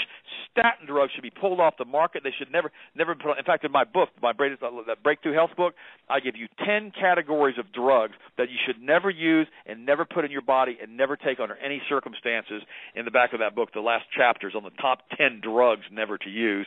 But I don't want to cover that on the air from a libel standpoint. But you get the book at the healthmasters.com. It's like, what is it, $25 or whatever. I mean, it's an incredible value for the book with 45 chapters in it. I mean, how much is your health worth? I mean, people go out and spend $100 on a pair of tennis shoes, and they won't spend $20 on their health. For heaven's sake, they'll go out and spend $300 on a meal, and they won't spend $20. You know I'm right. You know I'm right. They'll go out and spend $10,000 on storable food, but they won't spend $20 on a book to try to tell them how to stay healthy, not die before they get a chance to use storable food. It's crazy. But let's go back to Genesis chapter 6. This is an interesting adventure for me. I'm going to tell you my theory on all of this. You can agree with me or disagree, whatever you want to do. I don't care. People are listening to me. Just give me a chance to go through this for a second. And let me tell you what I think happens, since we're all speculating anyhow, and all we can do is go by the books of Enoch and the book of Genesis and a lot of the older books, and then we can look at some of the apocryphal texts that are out there as far as in the New Testament. But the reality is this. Something happened before we got here. I think we all agree with that. Okay? We've got pyramids. I mean, I've crawled down inside the belly of the Great Pyramid in Giza. I actually got camel hijacked by a bunch of camel jockeys who took us out and tried to extort money from us on the desert out there. I could tell you that story at a later day. And I mean, I could tell you crazy stories, but the point is, something happened to build these huge monuments. And I've been to Machu Picchu. I've been to Egypt, and they've built all of these temples and all these human sacrifice temples. And here's what's interesting. Human sacrifice has been going on and is still going on right now all over the world, has been, will continue to go on, and continue to go on forever and ever. That's how it's going to work until Jesus comes back and takes over the planet, okay? That's how that's going to work. In fact, if you go to Abraham's hometown of Ur, you will find there are, in the excavations, they have found human sacrificial ritual sites. And what's interesting to me, let me ask all the Christians that are listening tonight. I'm going to go ahead and give you a couple of quick questions and see if you can figure out how this works out. God forbid the sacrifice of human beings. Forbid it. But yet he asked Abraham to sacrifice his own son Isaac. Of course, he stopped Isaac and said, I don't require the sacrifice of humans. And throughout the entire Old Testament, he always detested it when the Israelites got out of Egypt. They were still worshiping on the high places and passing their children to the fire, to Moloch, and, sacrificing their children. Now, here's what's interesting about that. We've got to think and ask ourselves a question. Why was this going on? Why does, quote, Lucifer require the sacrifice of children, or Moloch, or whatever you want to call him? And why is this happening? And there's some very interesting things about that. The Catholic Church, they believed for 1,000 years that you had to take the Holy Communion before you died, which they believed the blood, the wine, and the grape juice and the bread would turn into the body and blood of Christ, and it would protect you on your journey to heaven, basically, so you wouldn't be attacked or eaten by the demons. And what's interesting to me is this. It seems strange that these human sacrificial networks, what was the name of that one guy who was the head of the FBI for California, for L.A. County back in the 90s, who uncovered that huge sacrificial network? Do you remember that guy, Doug? Ted Gunderson. Yeah, that's right. Right. He and basically he went out. You can get his emails all over. You get his website. He's passed away now, but he talked about what they were doing with the sacrificial networks. I believe that's happening. Alex+Jones talked about it. I believe he's right. David Icke talks about it. I believe he's right. Steve Quayle talks about it. I believe he's right. The Bible talks about it. I know the Bible's right. Okay, as far as the sacrificial to the things. And think about this. Back in '73, we passed Roe v. Wade.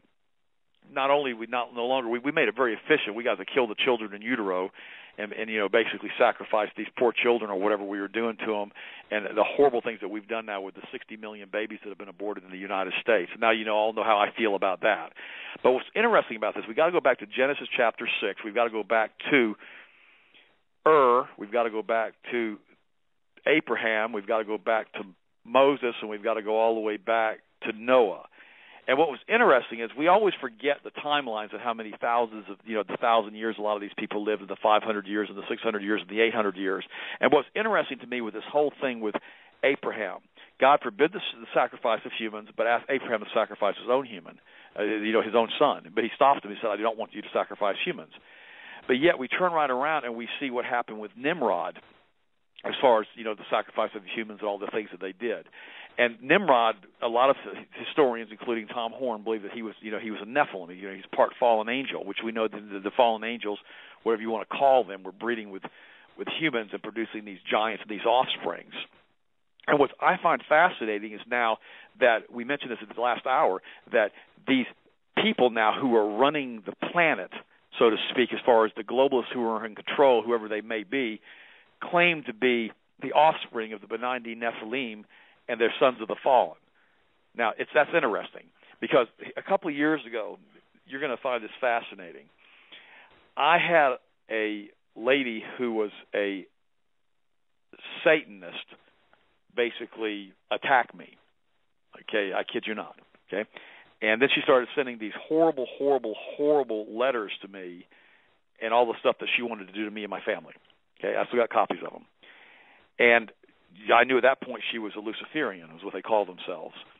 And so I ended up taking her to court. I took the letters and I took them to court, and I got a restraining order hearing on her, Doug. And what was interesting is when they asked her in court, they said, are you basically a Luciferian? Are you a witch? Are you this? Are you this? Every time they asked her those questions, she pleaded the fifth. Isn't that interesting? Huh. And her grandfather, if I told you their name, you'd know who they were. Her grandfather was a huge general in the Korean War. And I thought, well, that's interesting. And so the point was, we had over 20 of these letters from all these places in the country that she had written to us from, with all these horrible things that she was writing in the letters. But she would not deny what she was. She would only plead the fifth. And see, and that's what we don't understand. There's a huge network of these people running around, and, David Icke points it out very clearly in his books, though I don't agree with all of David Icke's anti-Christian rhetoric. I don't believe any of that nonsense at all. I think David Icke's right about 90% of the stuff, but when he goes to the anti-Christian stuff, I don't agree with it. The same thing with Jesse Ventura. When he goes to the anti-Christian stuff, I completely disagree with him because he's an atheist. Because you can't explain what is happening from an atheistic standpoint. You can't explain it, Doug. And so it's deeper than that. It's heavier than that. This has been going on for a long, long time, and the whole point with the Georgia Guidestones and everything else is they've got to reduce the population of the planet. We know that. That's what they've stated. That's their goals. And they want to reduce the population of the planet, and they want to do it effectively and efficiently. And what better way can you do it with that, using drugs like the Gardasil shot, immunizations, statin drugs, all of these things, flu shots, all of this stuff, on and on and on and on, which have been shown to have massive increases in death rates associated with these different types of injections and diseases and drugs, et cetera. And here's the interesting thing about it is, if their stated goal is to reduce the population, we have to ask what for. I mean, are there just too many of us now? I mean, are we too many people to try to manage at this point in time, or what are we supposed to do? I don't know. But the whole thing is, if you don't take this thing to a spiritual realm, because Jesus himself said, it's not a matter of flesh and blood. This is a spiritual battle that we're in, with the different destinies that we, dimensions that we have. And what we have to understand is, like when Steve Quayle's talking about that Hadron Collider over there, and they're trying to open up these portals. I've been to Geneva, Switzerland. You can't get anywhere near those facilities where they have those things going on. And I know one thing. They learned an awful lot, and the Nazis learned an awful lot, and I don't know where they got all that technology from, but the reality is there's a whole lot more stuff that's going on from a spiritual, third, fourth dimensional, fifth dimensional thing that we have any idea that's happening, Doug, and if we don't look at this thing from a spiritual standpoint, we'll never have any answers to it. I agree 100%. Which is why, by the way, we approach this program does approach the news, the current events, the things that are taking place, and even when we talk about nutrition from a spiritual point of view. Otherwise, we are not getting the full picture. And now, let me share with you one more. Let me share with you one more thing about this. Now, this is important. Everybody listens to me for a second. Now, if you're not saved, you need to listen to me for a second. Okay, even in these alien abductions, when these quote unquote whatever they are abduct people, okay, whether they're fallen angels or whatever they are.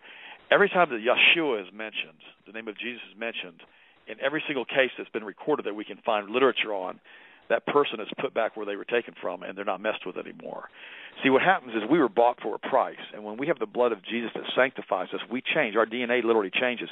We literally become an anathema to these spirits when we die as far as our souls are concerned, and they can't do anything to us, and then we get to go to heaven to be with God. And what's interesting, I personally believe when the Bible says that Satan runs about as a roaring lion, seeking those whom he may devour, I don't believe that's a metaphor. He's been for millennia of time called the eater of men's souls. And I personally believe that when we become saved and we become born again, our DNA literally changes, and they can no longer eat our soul or do what they want to do to us if we believe in a literal hell. I don't believe it's possible for them to do that. And people, listen to me tonight. You're hearing it from a research biochemist from Florida State University. I mean, I know the globalists. I know President Bush. I know his son. I know Schwarzkopf. I've met all of them. Of course, Schwarzkopf is gone now. But the point is, I'm telling you, you've got to be right with God. You've got to be right with Jesus Christ. It's the blood of Christ that sanctifies you. And for some reason, they cannot deal with that, and it does something to our DNA. And so if you don't want to have yourself eaten when you die, I guess, with your soul, you've got to realize that you're going to have to become a Christian. You've got to be born again. You've got to be saved. And if that doesn't trigger you as far as being saved, I don't know what else to say to you, Doug. I don't know what else I can say to that. I mean, it's all about this. I'm 58 years old, Doug. If I'm playing 18 holes of golf right now, I'm like on the back 3 holes. I'm on the 16th hole right now. I mean, my peak of my life as far as my energy, my physical prowess, and everything are behind me. I know that. I'm almost 60 years old. But the point is, we're just getting started. I mean, eternity is a long, long time, and we've got to be sure and be right with God while we're here so we can continue just to go on and be with Christ. And that's why it's so important that we realize that we've got to accept Jesus Christ as our Lord and Savior. We've got to be born again. I was born again in 1979 at Florida State University while I was in graduate school there. And I tell you what, my life's never been the same yet. And what he's done with us, and this is something that's also very interesting, because of who he is and what he's done for us and the blood covenant that he's established between us, he literally allows us to change the fabric of space-time in our own life by the words of our mouth and the power of our own confessions. And I know that people think, well, that sounds kind of silly to me. Well, no, I'm not. I'm being very sincere right now. Everything on this planet is made of sound waves. I mean, we've learned that. The entire Earth, if you took the space from between the atoms and you collapsed it, would be about the size of a basketball, if that big. I mean, everything is sound. It's all frequencies. That's why HAARP is so dangerous. That's why the chemtrails are so dangerous, because of what they do as far as amplitudes of frequencies. And, of course, you guys have done multiple shows on this. The reality is this. When you can interfere with sound waves, there's a really good book you need to all read, and it's called The Men Who Stare at Goats. Crazy book. I read it on a cruise that I was on last year.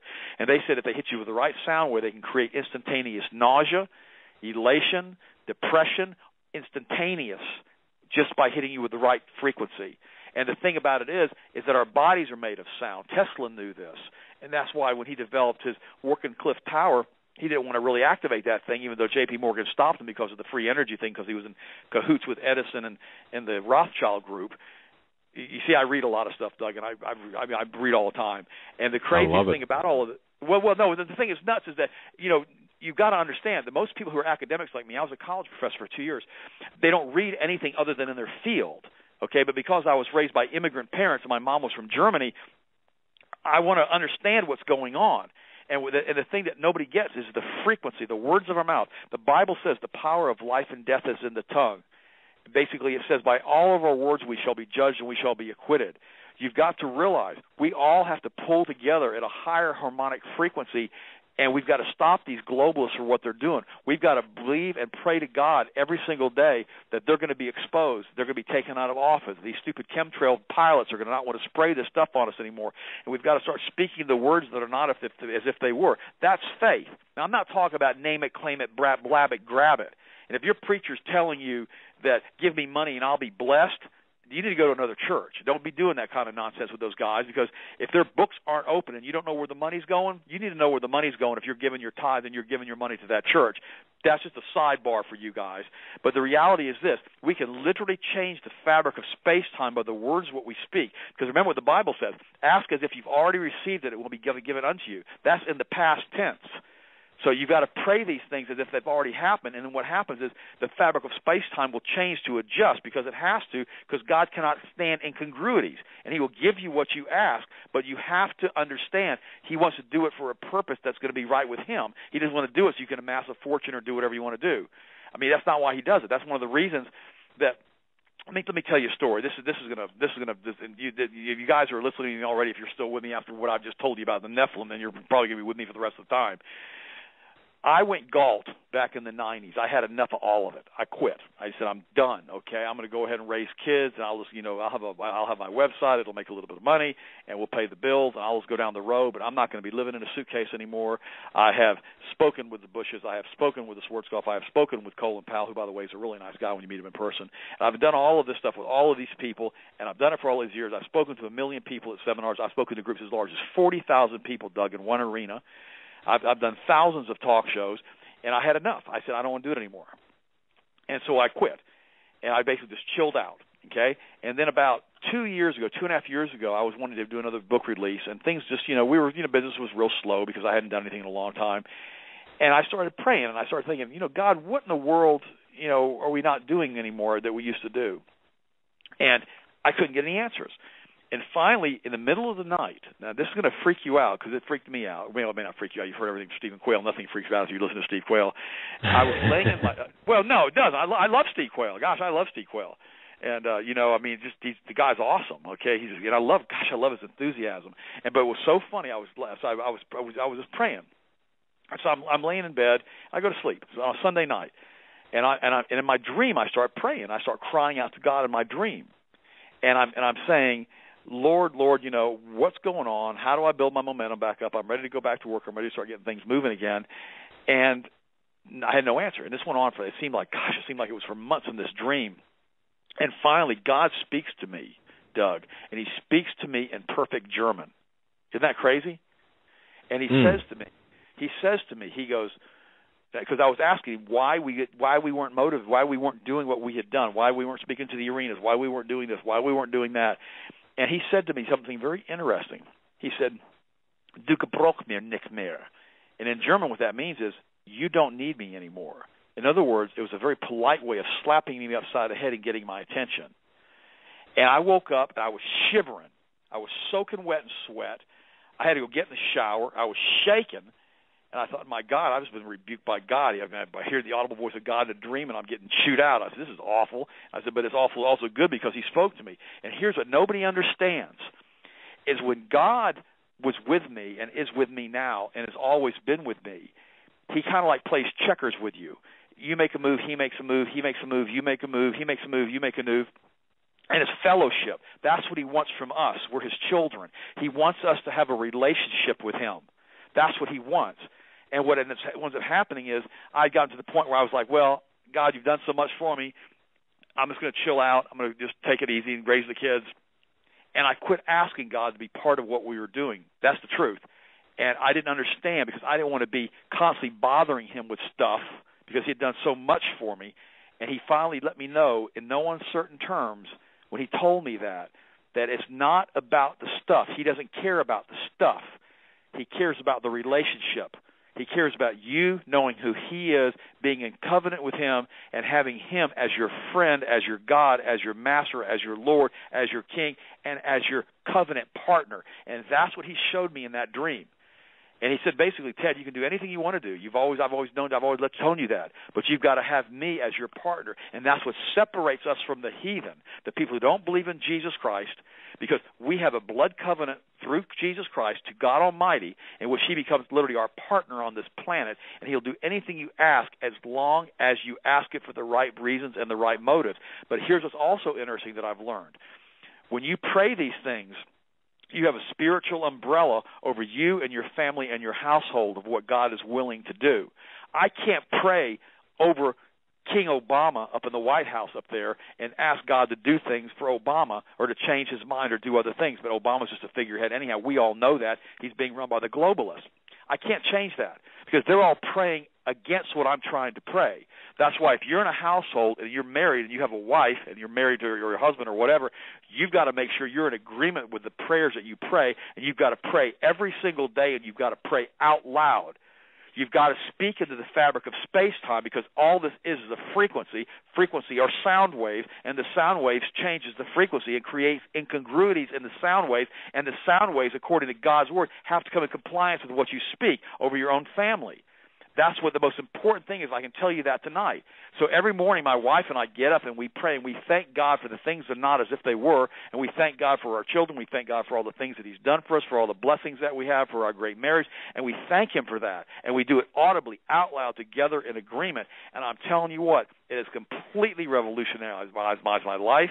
I mean, we're back to doing, big shows again. We're back to doing, coast to coast. We're doing all of these things that before, we had done.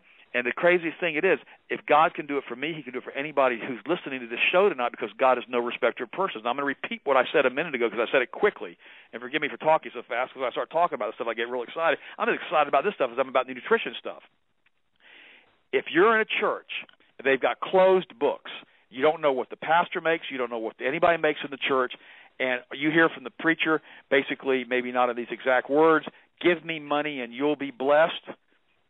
I suggest if you're not being fed in that church and you're not happy in that church and you're kind of curious about where the money is going, that you ask the pastor where the money is going and you find out. Because I've done a lot of shows and a lot of TV shows and a lot of TV evangelists. I've been on almost every major Christian network in America.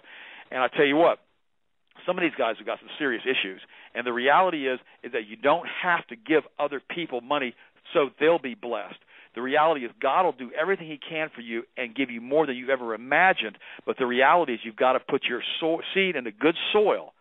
And that doesn't mean necessarily some TV evangelist or whatever, but you've got to put your seed in the good soil. If you put good seed in the bad soil, you don't get a harvest from it. You don't get anything from it. And that's what nobody understands. When you speak the things that are not as if they were, you've got to make sure that you're doing the right thing, that you're helping the poor. That every time I drive by these people on the side of the road that are begging for money, Doug, every time, I always stop. I always give them $5 or $10. And people say, well, you shouldn't do that. They're just going to buy alcohol. And my response is, if I was standing on the side of the road begging for money, I'd probably go buy alcohol too. I mean, the reality is, of course they need to. Well, what do you want me to say? I could sit here and paint some halo over my head. I'm not going to do it. Because, the reality is if you're standing on the side of the road, it can't get much worse than that. We need to realize that as Christians, we're supposed to be doing what we're supposed to be doing. Don't give the guy 50 cents or wave at him or give him a tract, tell him that Jesus loves him. Give him some cash and tell him Jesus loves him. Because the reality is we've got to learn that we've got to do the things that God said for the least of these, he said we need to do for all of us. And if we do that together as a team, if all of us pray in the aggregate, Doug, if we all pray together in the aggregate that things change, we'll change this country. If the preachers will get off their sorry bottoms and quit worrying about their stupid 501(c) corporations and their tax-exempt status and start telling the truth about what's going on with the globalists like they did it back in 1776, the preachers in the pulpit are the ones who changed this country 250 years ago when we were set free from the tyranny of England. If the preachers will do that again and tell the truth, we will change this country, because the media is not going to do it. And that's what they do. They use that 501(c) status as a hammer over their heads, telling them that they're going to lose all that if they don't do what they're supposed to do. Your preacher needs to be telling you the truth. If he's not telling you the truth, you need to say, hey, preacher, you need to tell me the truth, or I got to go someplace where I'm going to hear the truth. And that's what we all need to do. And that's why Stephen Quayle is anti, these types of churches. Alex+Jones is against these types of churches. I'm against these types of churches. You've got to be hearing the truth in the pulpit on Sunday mornings, or were you supposed to hear unless you go to alternative media like we're doing tonight? And the reality is that preachers need to know the truth and they need to be preaching the truth, because the truth will set the people free. It always has and it always will, Doug. Amen, brother. I'll tell you what, I could not have said that any better than you. Wow. We're not getting the truth anywhere from the media or from the pulpits, as you point out, and it's sad. It really is. And there are so many people with the exception of Chuck Baldwin. Okay. Yeah, there are exceptions. Chuck Baldwin being one, certainly. Wow. You had said something earlier, which I've been researching and talking with people and know about this. And in fact, I talked to Steve Quayle about this as well. Harmonics, the DNA, the sound waves. Oh, yeah. Oh yeah, okay. It's everything. It's called semantics. You can literally change the structure. Don't you remember in the Old Testament when Moses was told by God to go to the Pharaoh, and he said, "Throw your staff down, and your staff will turn into a snake." Do you remember what the Pharaoh's magicians did? They threw their staffs down and they turned into snakes. Okay. Now you think about what I'm just saying. This isn't a story here that's not true. This is from the Torah, the 5 first books of Levitical law that was given to Moses, okay, on the mountain, plus Moses was there when this happened. Genesis, Exodus, Leviticus, Numbers, and Deuteronomy. The Torah, the Levitical law, given to Moses through the word, through the mouth of God himself up on the mountain when the children of Israel escaped from the clutches of the Pharaoh. The Pharaoh's magicians turned their staffs into snakes. Now, they crawled around on the floor, and then Moses' staff ate the other snakes. But the point is, they mimicked almost every single plague and things that were done. They mimicked it with their magicians. The reason for that is, always remember this, Lucifer was probably the second most, was probably behind Jesus Christ himself, was probably one of the most powerful beings ever created by God. And the reality is, they taught all of these ancient mystery religions and arts all the way from Nimrod back to Egypt, including how to build these pyramids. And they understood that with sound waves. When I was standing in the temple up in Machu Picchu last year in Peru, up in the Andes, I'll never forget, they had a prayer chamber. And I actually did this on videotape.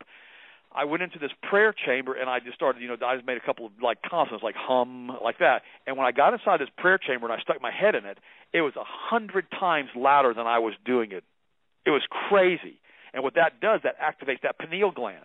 And these magicians knew from Nimrod and these fallen angels and the Nephilim, and it talks about it in the book of Enoch, how to change physical matter by the use of sound. That's how they were able to move the pyramids and move the rocks and move the stones and do all the other things they did. And see, the technology that they had back then was far more advanced than what we have today in many areas. And the craziest thing is, we think human beings have evolved. We haven't evolved. We've de-evolved since Adam. Adam was a super being, for heaven's sakes. And the reality is, we think that we're all of this and all of that. We're not all of this and all of that. The United States is leading the world when it comes to heart disease, to diabetes, and to cancer, for heaven's sakes. We've de-evolved. We're not what we were in the garden. And the craziest thing is that people don't get that. And you've got to go all the way back to Genesis. The Nephilim and the fallen angels had so contaminated the DNA pool of the plant. This is from Dr. Chuck Missler, and he's absolutely right. in Genesis chapter 6 that every thought of every man was evil all the time, it says in Genesis chapter 6. And there were giants in those days, and they were there then and then also afterwards, which means they kept their mischief going after the flood was over with. Apparently they stepped back through the time rift portal and they came back into this universe and they started doing the whole thing over again. That's where Goliath came from. And what's interesting also, Tom Horn says in one of his books, that the Tower of Babel under Nimrod was built underneath a stargate, and that Nimrod could still see it because he still had the half Nephilim eyes, but he was not unable to get to it. So he was going to build this Tower of Babel up maybe 1,000, 1,500 feet into the air until he went to this time rift, this time portal, this portal into heaven, and so he could step back into heaven. And remember what God said in Genesis. If we allow him to do this, there'll be nothing he will not be able to accomplish. He knew that if he could step back through that portal, that the whole thing would get messed up, so they could confuse the language and it was all spread. But we have to realize the sound, the use of sound, is the entire planet is made of sound. Remember when Tesla hooked you could get his biography. He had a machine, he had an oscillator, and he wanted to find out, he was living in this big skyscraper in New York, and he hooked this oscillating machine to the steel columns on both sides of his windows in his apartment. And he started messing with the amplitude to try to find the sine wave of the steel. And when he found the sine wave, he created a resonance frequency inside of the steel, and the entire building started shaking, the windows started falling out, and when the police got there to find out what the heck was going on in this building, he was taking a sledgehammer to the resonance frequency machine trying to stop it. It's in his right. biography, for heaven's sakes. Right. And see, that's what sound does. Yeah, Judy Wood. Now, whether she's right or wrong, I don't know. She wrote how did where did the towers go? She's absolutely right in asking the questions. How did the towers turn to dust? A lot of people think there were micro-nukes were used. A lot of people think there was thermite that was used. Judy Wood thinks there was some kind of space weapon platform that was used to basically to cause molecular destabilization. But the reality is that we don't know exactly how they did it, what type of technology they used. But those towers turned to powder, Doug. I mean, you can see the pictures. They turned to powder. The amount of debris that was at the ground. Yeah, we might not know with precision how they did it, but we certainly know how it didn't happen. And it didn't happen with an airplane. Judy Wood is so good on this. She goes. The problem is everybody asks the wrong questions about the trade towers. She goes, everybody wants to know, how did the airplanes take the towers down? How did the thermite take the towers down? How in the world did the jet fuel take the towers down when it burns below the melting temperature of steel? How did all this happen? And how did the central core of the tower, which basically was solid concrete, just vaporize and go to powder? She goes, the problem is everybody asks the wrong questions. She goes, the question is not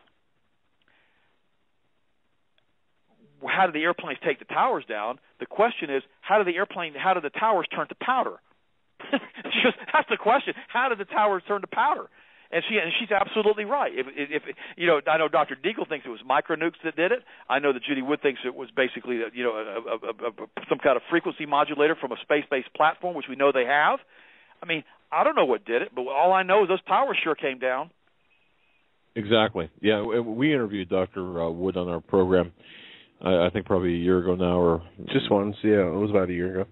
Yeah, and it was very interesting. Her textbook, or her book, it reads like a textbook, and I got to tell you, reading that it's a heavily cited book makes you think. And how many people realize? I'm looking at her book right here, and okay. Where do the towers go? I mean, phenomenal book, and it makes you think. I mean, the reality is this: why were all those people jumping out of those windows?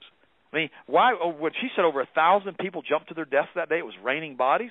I mean, if I was in a building that was burning, unless I was physically on fire, I wouldn't jump 110 stories and kill myself. I would be thinking, well, they're going to come rescue me in a few minutes. But she says because of the microwave energy that was being beamed into the building, they were literally being cooked alive, and the pain was so bad they were willing to kill themselves. I was in New York right after 9/11, and I was able to see. I was taken into the restricted areas by one of the detectives there, and it was I can't even describe it. The stains on the pavement. I just can't even describe it, except to say that whatever happened inside those towers to make those people jump. Yeah. I just can't. Well, no. She said in her book that they're having a hard time getting into the towers because they said it was literally raining bodies. And so something happened in there. Yeah. Something happened in the star. And see the whole. It may be a combination. It may have been a space-based platform using the harmonic, frequency, which would be microwaves. It could have been thermite. It could have been mini nukes. It could have been a whole bunch of different things. But the problem with the mini nuke theory is that the basements were still intact. I mean, none of this makes any sense. I don't know whatever they do. See, the problem that we have, Doug, is the weaponry that we have in the United States is so advanced. It is so advanced that we have no idea what we have anymore. And, last year, I couldn't even believe it. King Obama was just absolutely bent on starting a war with China and Russia with Syria, for heaven's sakes, and Vladimir Putin had to get involved in the middle of that thing to put a big stop to it.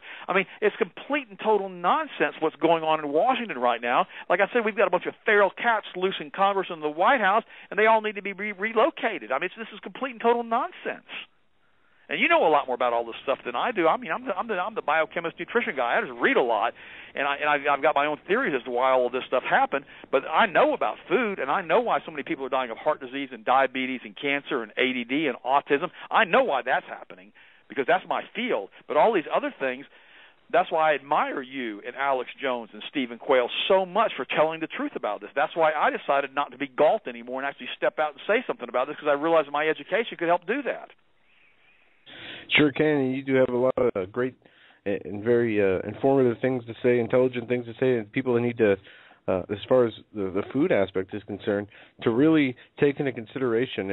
And one thing we can all do is at least try to, change the way if we have bad habits, whether it's bad behaviors as far as, sinning is concerned, those need changed, and as well as how we treat our bodies. We're, as you said at the beginning of the show, we have an obligation to make sure that we are strong enough here with our bodies, we have enough strength and energy to continue to do this mission that God has called us to do in these times. And we can't do that if we're overweight and out of shape and without any type of energy to do this right. So we need to treat our bodies correctly, and that entails eating properly, as there are so many weapons. We talked about water and the weapons, weapons in the water, bioweapons in the water, such as fluoride, all the different types of problems that we see coming from foods, whether it's genetically modified foods or heavy metals from the chemicals that are spraying to the what the doctors give you and the pharmaceuticals and the vaccines.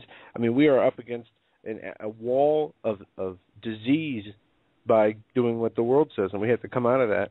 And when the Lord tells us to come out of the world, He's not just saying that in a sense of come out of the way society is. It's out of all the society, because they know that it's so corrupt. It can kill us, even if it's just our mind that we take out of this world. So, well, that's exactly right. For another example, one of the biggest things, we have a whole chapter in the book on sleeping pills and how bad sleeping pills are for you, and natural alternatives to sleeping pills, natural alternatives to Viagra, and all these other different chemicals, and what the GMOs really do, what the fluoride really does, what Roundup really does. All of this stuff is in the book, and it's in detail. If you already know all this stuff, just get the book for one of your friends, for heaven's sake. Go to healthmasters.com. And order it and give it to people that you know and that you care about and you love. What better gift could you give somebody than the gift of health if they're willing to read it and to learn? The stuff that we're talking about tonight about, we're talking about theoretical biophysics, for heaven's sakes, and the fabric of space-time, okay? Well, we can have all kinds of different theories on that, but I do know what helps people as far as lowering blood pressure, cholesterol, and triglycerides. That's easy. Let's not talk about the elementary truths here at all about that again. We've already covered all of that. It's super easy to stay healthy. You have to really work at being sick. You got to make sure you watch TV every single night when you eat dinner. You got to make sure you eat only GMO foods, make sure everything is loaded with high fructose corn syrup. You have to make sure you cook everything in safflower and corn oil, which is unbelievably high in omega-6, which makes your blood like sludge. You got to make sure you yell at your wife during the dinner and fuss at her because you don't like the way it was cooked. You got to scream at the kids and spank them in the middle of your dinner. And you got to make sure you elevate your cortisol as much as you possibly can in order to be as stressed out as you possibly can. And you got to make sure you go ahead and have about a 2,000-calorie snack before you go to bed. It really takes a lot of work to stay sick, but that's how people live. That's how people live, wow. And that's why everybody's dying of heart disease, diabetes, and cancer, because they don't realize that they've been taught the lie. They've been given the lie. And see, here's the thing. The truth will set everybody free, Doug. And everything I told you tonight, except for the theories of biophysics and all the stuff like that I can't prove, I know I'm right on. I broke the story on aspartame almost 30 years ago, and I told everybody how toxic it was.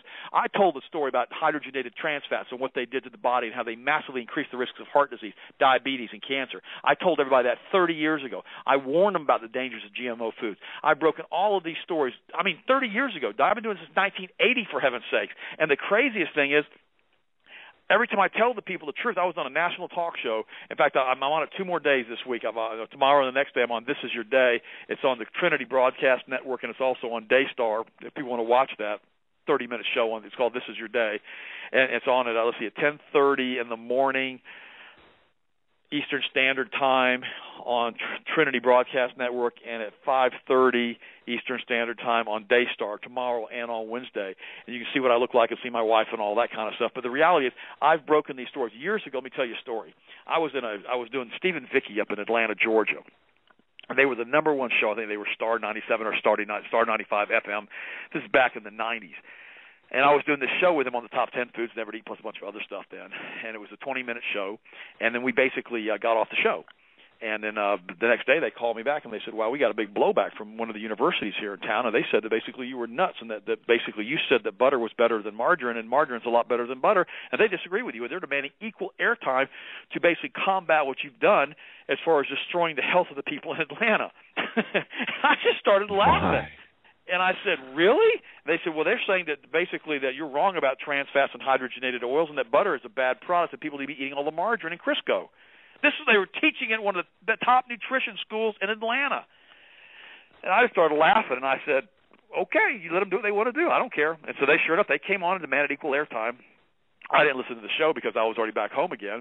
Well, about 6 months later, the Food and Drug Administration came out and said that all trans fats had to be labeled because they were so poisonous and so bad for you that they need to be pulled out of the food supply. They were going to require labeling on trans fats. And I just started laughing, and I said, well, here's that major university just basically decided that they were absolutely wrong. So I remember a few months later, Steve called me up, and we did a telephone interview like I'm doing with you right now, because usually I was in studio with him. And I'll never forget, he goes, well, Dr. Ted, I got to ask you a question. Tufts University said you were totally insane to say that margarine was bad and butter was better. And he goes, how do you respond to that? Okay? And I started laughing, and I said, Steve, I stand convicted. I'm nuttier than a fruitcake. I actually believe the U.S. doesn't have to lead the world when it comes to heart disease, to diabetes, and cancer, that the leading cause of death in our kids doesn't have to be cancer, that we don't have to have 10 million children on Ritalin, ADD, and Adderall drugs, and that we don't have to have all these people coming down with senile dementia. And if that makes me crazy, you can go ahead and lock me up because I'm nuttier than fruitcake. And he started laughing. He goes, well, you heard what the FDA said. I said, yep, I did. And I said, they're making them label all the trans fats, and I was right again. And I've told this stuff to people over and over and over, Doug, for all of these years. It's easy to stay healthy. Like you said a few minutes ago, a lot of it is just common sense. But the problem is the manufacturers have lied to you so much. Who's told you the truth about BPA and what it does to the gestational cycles of women? Who talks about that stuff? Who talks about how you chemically castrate a little boy in utero by giving that mother additional exogenous estrogen?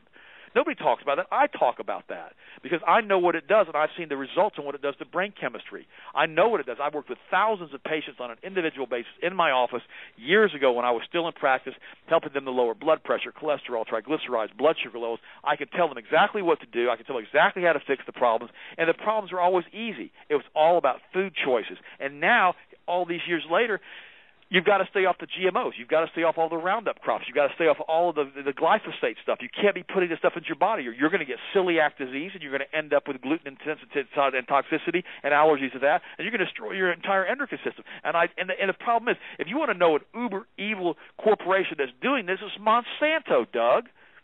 Monsanto is the one that's doing all of this. They're awful.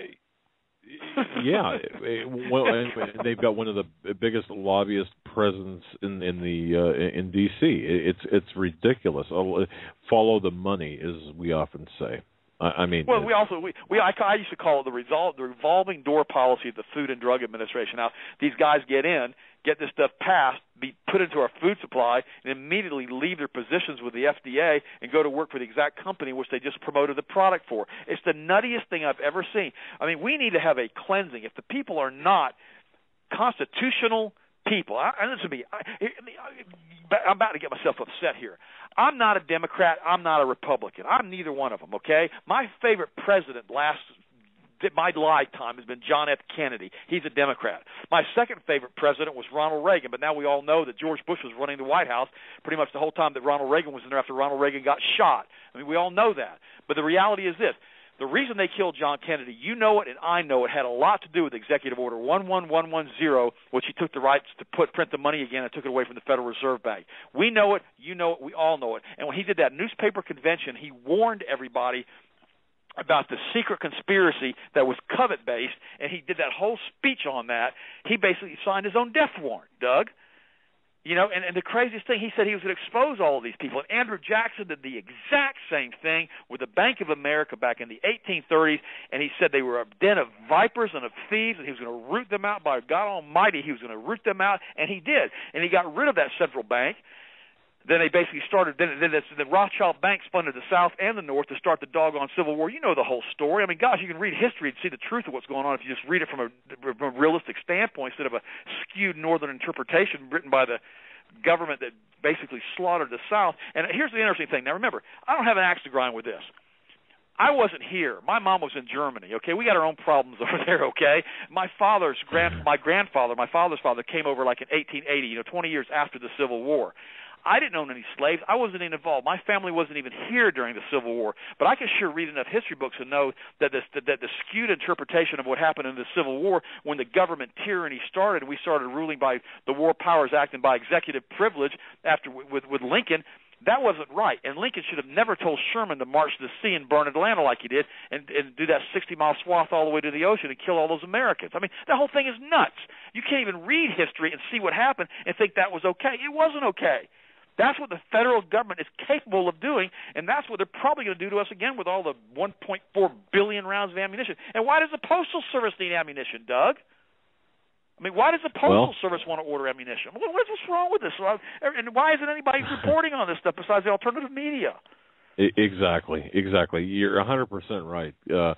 When you said about the postal workers there, I just thought back to the Seinfeld episode with Newman.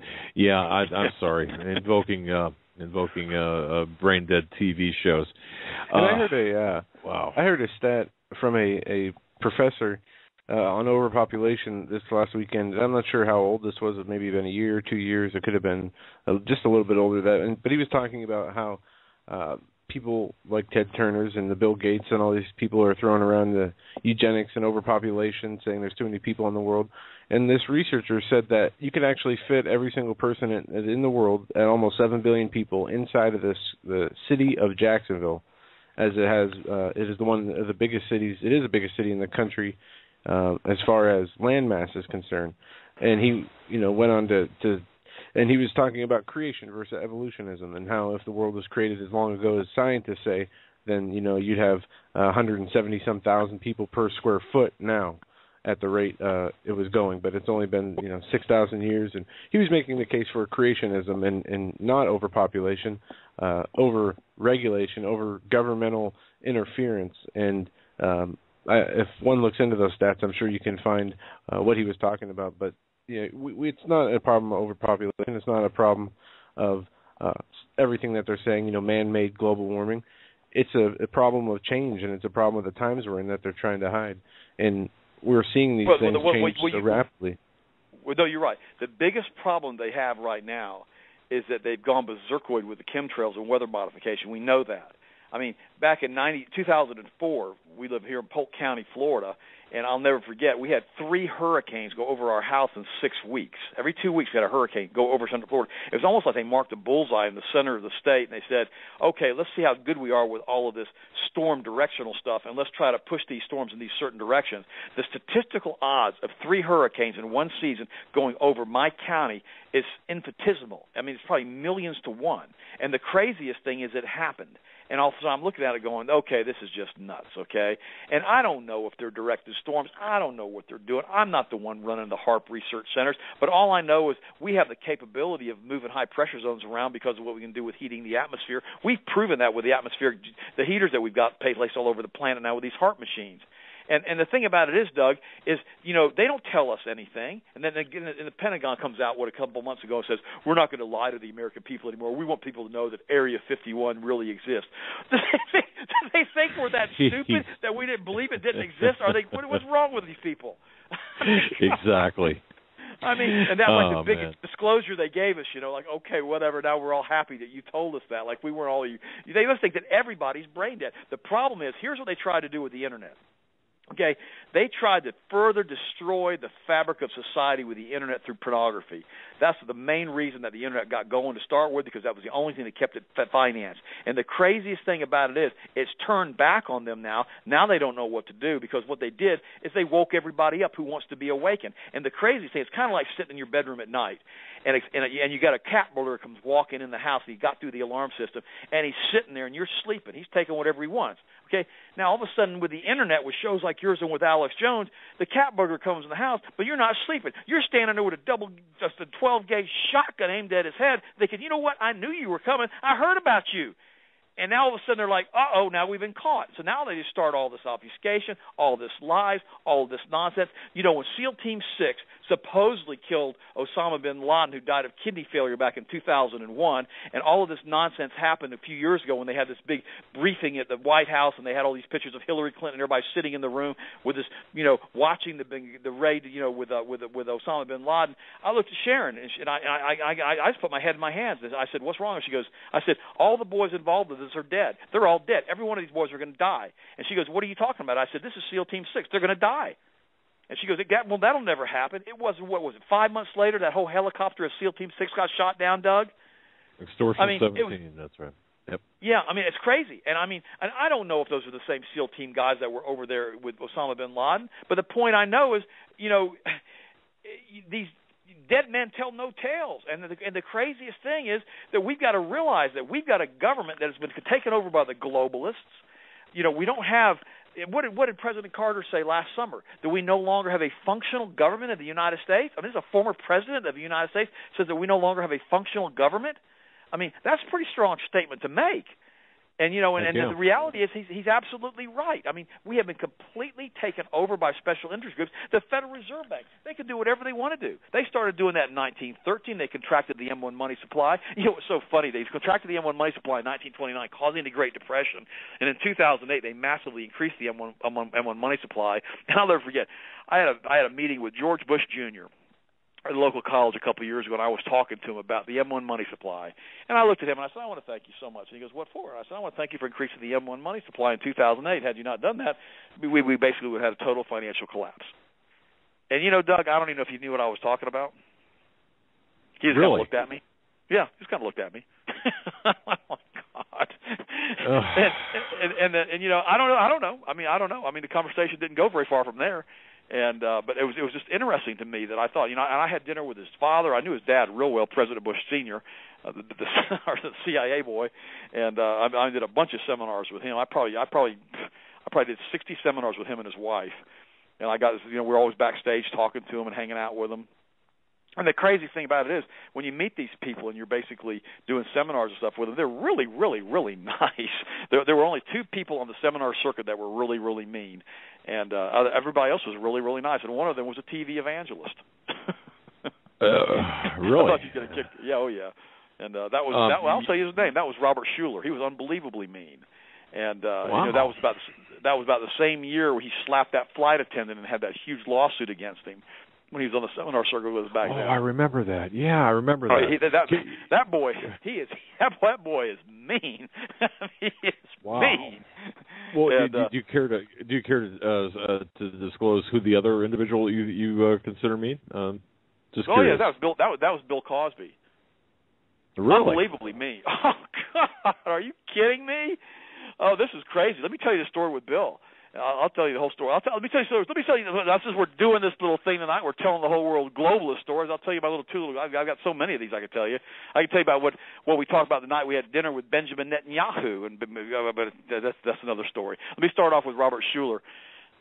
So we're sitting there. We're at the Green Bay Airport. I don't know if you've ever been to Green Bay, Wisconsin. If any got any listeners in Green Bay, Wisconsin, you know I'm telling the truth. It's just the way it is. You go to the airport, there's no taxis. Okay. Well, I'm at the seminar. We're going to have, I think we got 16 or 18,000 people coming to this amphitheater in the Green Bay, and Robert Schuler's there, I'm there, I think President Bush is there. I don't remember anymore. It's been so many years ago. It's back in the 90s, and so we had to call a taxi because they didn't send a car to pick us up because we had my son with me, my 10-year-old or 9-year-old or however old was then, and he was basically sitting. So we're sitting outside of the airport, okay, and we're sitting on our luggage and we're having to wait for like an hour for the taxi to show up. And about that time, the limousine that's picking up Robert Schuler shows up, and Lana Powell was the liaison then for the organization who we were working for. She's a great lady. She comes walking, climbs out of this big old. It was like a triple stretch limo. It held like 14 people, and so I looked at Lana and I said, Lana, do you mind if we ride with you guys to the hotel since this is your limo? And she goes, well, this is Robert Schuler's limo. And she goes, I have to ask him if you and your son and your wife can ride with us to the hotel, which is the same hotel. You know what he told us? No. He told us no. No. And we stood up. I remember I wanted to speak. He looked at me and no. And he got in his limo and they drove away and we left us sitting on our suitcases at the airport. Oh my I word. kid you not. So I have no. And now Bill Cosby. Bill Cosby was interesting. He was in Philadelphia with us, and now Bill, I liked Bill, but he was really mean to the staff. And what happened is they were supposed to pick him up in his neighborhood in this limo to come speak at the seminar. And at the last minute, he changed the plans and wanted to take the train into town, into Philadelphia, and wanted them to pick him up on the train at the train terminal. Well, he got to the train terminal, and they missed the train pickup. They weren't at the right tracks. And what happened is he's Bill Cosby, so you already know what happened. He gets besieged with people wanting autographs, right? So they've got to go rescue him. So he's unbelievably angry that the staff had messed up the pickup that he had changed at the last minute. So he gets to the seminar, and it was the funniest thing. He was so angry because he had gotten besieged by all these fans. And so he ends up coming and speaking for us at the breakfast luncheon, or the breakfast buffet thing they had before the seminar started, and I was with him, and they introduced me as one of the fellow speakers. And he was sitting there, and then they took me aside, and they said, well, can you talk to Mr. Cosby? And I said, well, what's wrong? And she goes, well, he just cussed out Lori, who's like 6 months pregnant, in the limo because she messed up the pickup. And he cussed her up and down a blue streak, and if she didn't want to hear her baby, if her baby didn't want to hear these cuss words, basically she needed to get out of the limo. And I said, really? I said, that's pretty bad. And so basically he was talking, so he did this breakfast thing. So about 2 o'clock in the afternoon, I was scheduled to speak right after him, so I got there a little bit early, and I brought my briefcase, and I thought, well, I'll take a couple of pictures of me and Mr. Cosby because he hasn't been mean to me. So I walked in there, and he goes, I pulled the camera out, and he looked at me, he goes, what are you doing with the camera? And I said, well, I was going to take a picture of you. He goes, well, who do you think you are? I said, well, I'm one of the other speakers with you. I'm following you today. And he goes, and I looked at him. I said, but you're in such a foul mood, Mr. Cosby. I said, I'll be honest with you. I don't even want any photos with you. I said, yeah, I've been a fan of yours for a long, long time, and I didn't realize you were just so gruff and angry. And I said, so I'm just going to put my camera away. And it was so funny. He looked at me, Doug, and started laughing. And he got so nice. He goes, sit down, let's take some pictures. And I'm looking at a picture of me and him right now on my wall in my office. But he was so nice to me, but he was so rough with the staff that it messed up. He's very intolerant of mistakes. But I tell you one thing about him, though. He had the nicest suit of clothes on of any speaker I've ever seen. I bet his clothes were $20,000-$25,000, just his suit and his ties.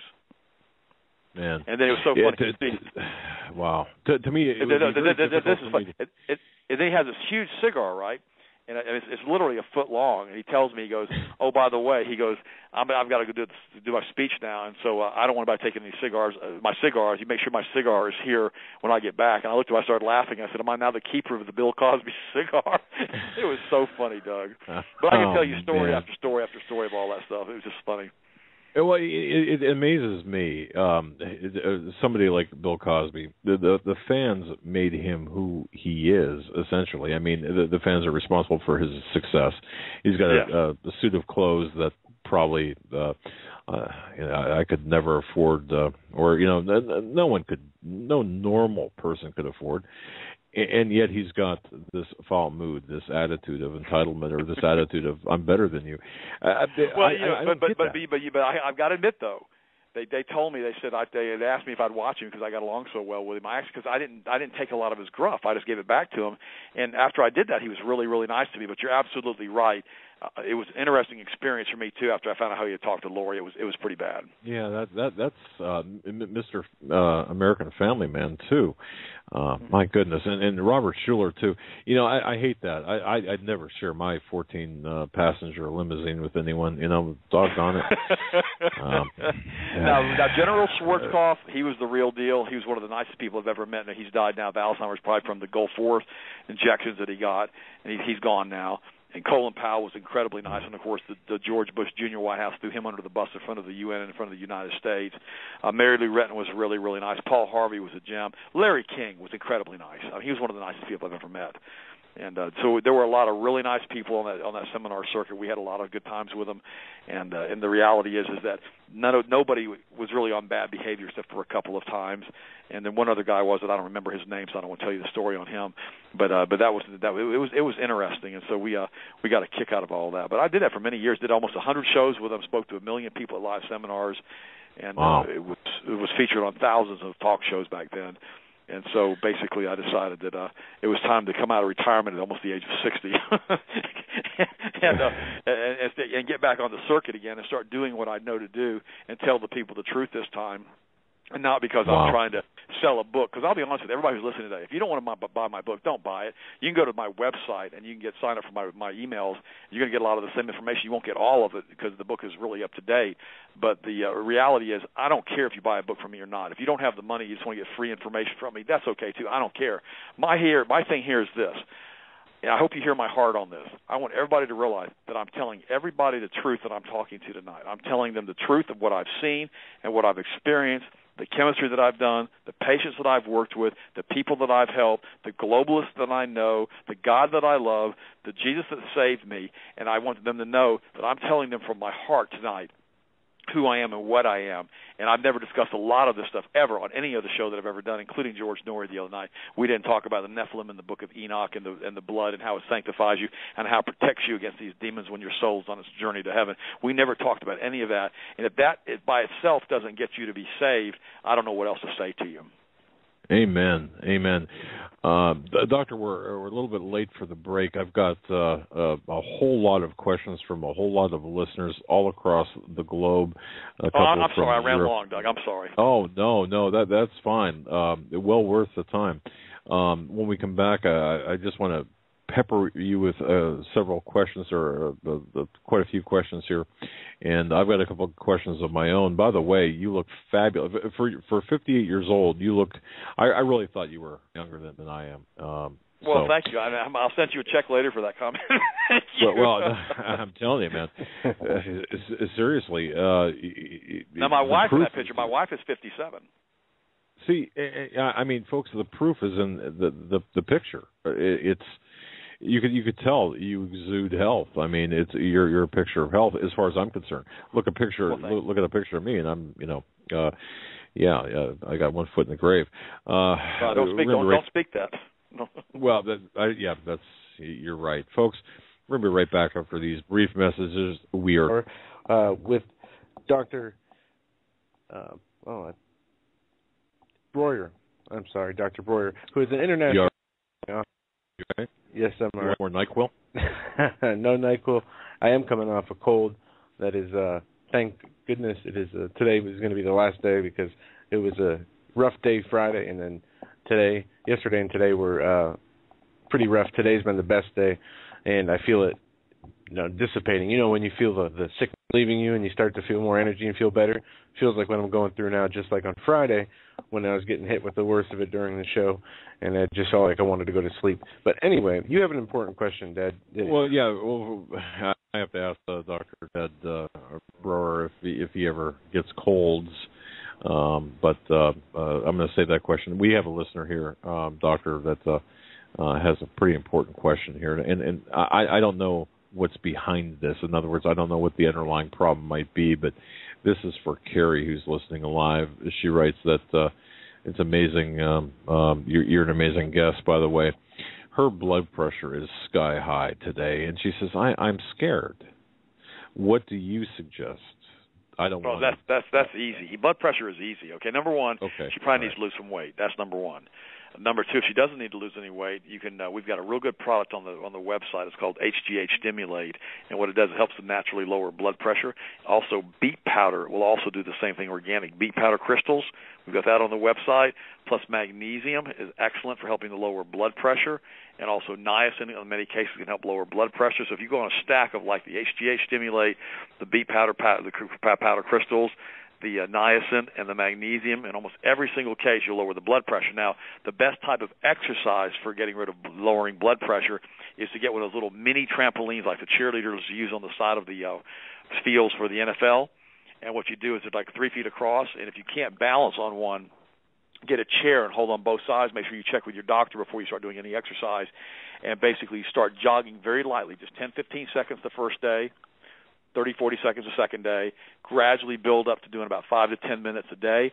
And what will happen is that it's the absolute best exercise for lowering blood pressure. I've never seen anything work better than that as far as exercise. And you stack it with the supplements, and your blood pressure should be doing very, very well within 30 days. Is there anything? Oh, okay. I'm the way I'm reading this is that her blood pressures are very high today. She's scared. She's about ready to go to the ER. Is there any quick fix or anything that she could do to lower it? Well, not really, because they're not something, because of the supplements you have to order those. No, not really. The best thing to do is make sure you reduce the amount of sodium in the diet. In many cases, that'll elevate blood pressure too. Sodium is interesting. You should never, ever be using table salt, the white chlorinated sugar, or salt. You should never use that, ever. You should only be using like Redmond salt or Himalayan salt that's been mined deep into the earth. And the reason for that is the drying ponds, when they're drying this salt, everything's being exposed to chemtrails and aluminum. And you get these high levels of aluminum in the salt. And then plus they also add aluminum triskylate in those types of salt as an anti-caking agent. Plus, people are cooking in aluminum pots and pans. They're using aluminum foil. They're using antiperspirant deodorants, and they're getting all of this exposure to aluminum, all this exogenous exposure to aluminum. On top of that, now they're getting the chemtrails. Plus, there's also aluminum in the immunizations and the shots. And so you've got to get all of this stuff back out of your diet. And also, you've got to make sure your weight's down. My blood pressure usually stays around 105 over 60, but mine stays up but I exercise every day. And, so okay. I make sure my blood pressure stays down. But see, the problem is, again, usually blood pressure is not just because somebody takes care of themselves. Most of the time it's not taking care of yourself that elevates the blood pressure. And basically, if she's having really elevated blood pressure, she may be right. She may need to go to the emergency room and get it reduced. And a lot of times they'll give you an IV with magnesium to help dilate blood vessels and relax muscles, and that'll help bring the blood pressure down immediately. But that's just a panacea. That doesn't fix anything. Same thing with blood pressure medicine. I mean, you don't have a deficiency of blood pressure medicine. That's not why you have high blood pressure. You don't have a deficiency of aspirin. That's not why you have a problem with headaches. Same thing with NyQuil. NyQuil is one of the worst products that you can possibly take. They warn you with Tylenol, with acetaminophen, that's one of the primary causes of liver failure in the United States. If you go out and get drunk one night and then take a handful of Tylenol when you go to bed that night, chances are 3 days later you're going to need a liver transplant. Number one cause of liver failure and transplant is Tylenol. And they warn you on the label of Tylenol not to mix with alcohol, but yet they mix Tylenol and alcohol together in NyQuil. And they warn you of potential liver damage if you overexceed it. I mean, crazy. Wow. And that, I didn't think of that. You'd be better off. Now, listen, if you're an alcoholic, don't do this, okay? Or if you've got alcoholic syndrome or whatever and you're scared of becoming an alcoholic.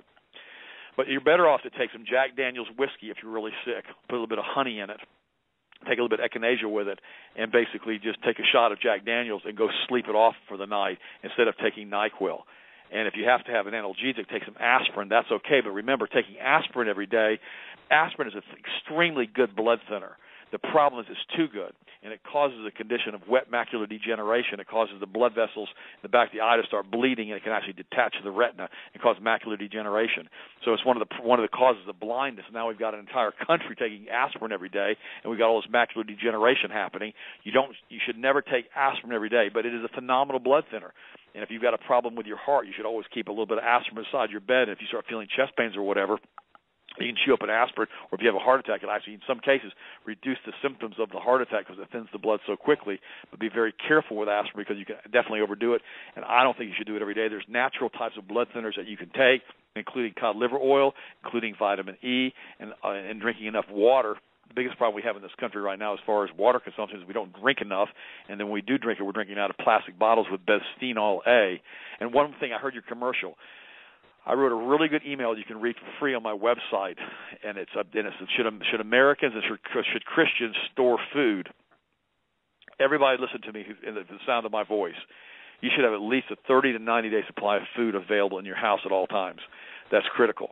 And I promote people that sell organic food and deep freeze-dried food. I like to freeze-dry 25-year stuff, so you don't have to worry about it expiring on you, because you need to realize that. I mean, everybody's talking about the rapture. Oh, we're going to get raptured. We're going to be pulled out of here. Well, quite frankly, I hope we get raptured, okay? I don't think it's going to happen, but I hope we do. I mean, if we get to go up in the first load, I'll be all the happier about the whole thing. Somebody else can eat my beans and rice, okay?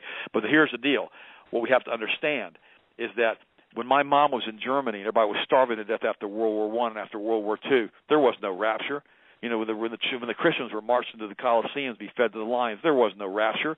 When the apostles were all basically killed, there was no rapture.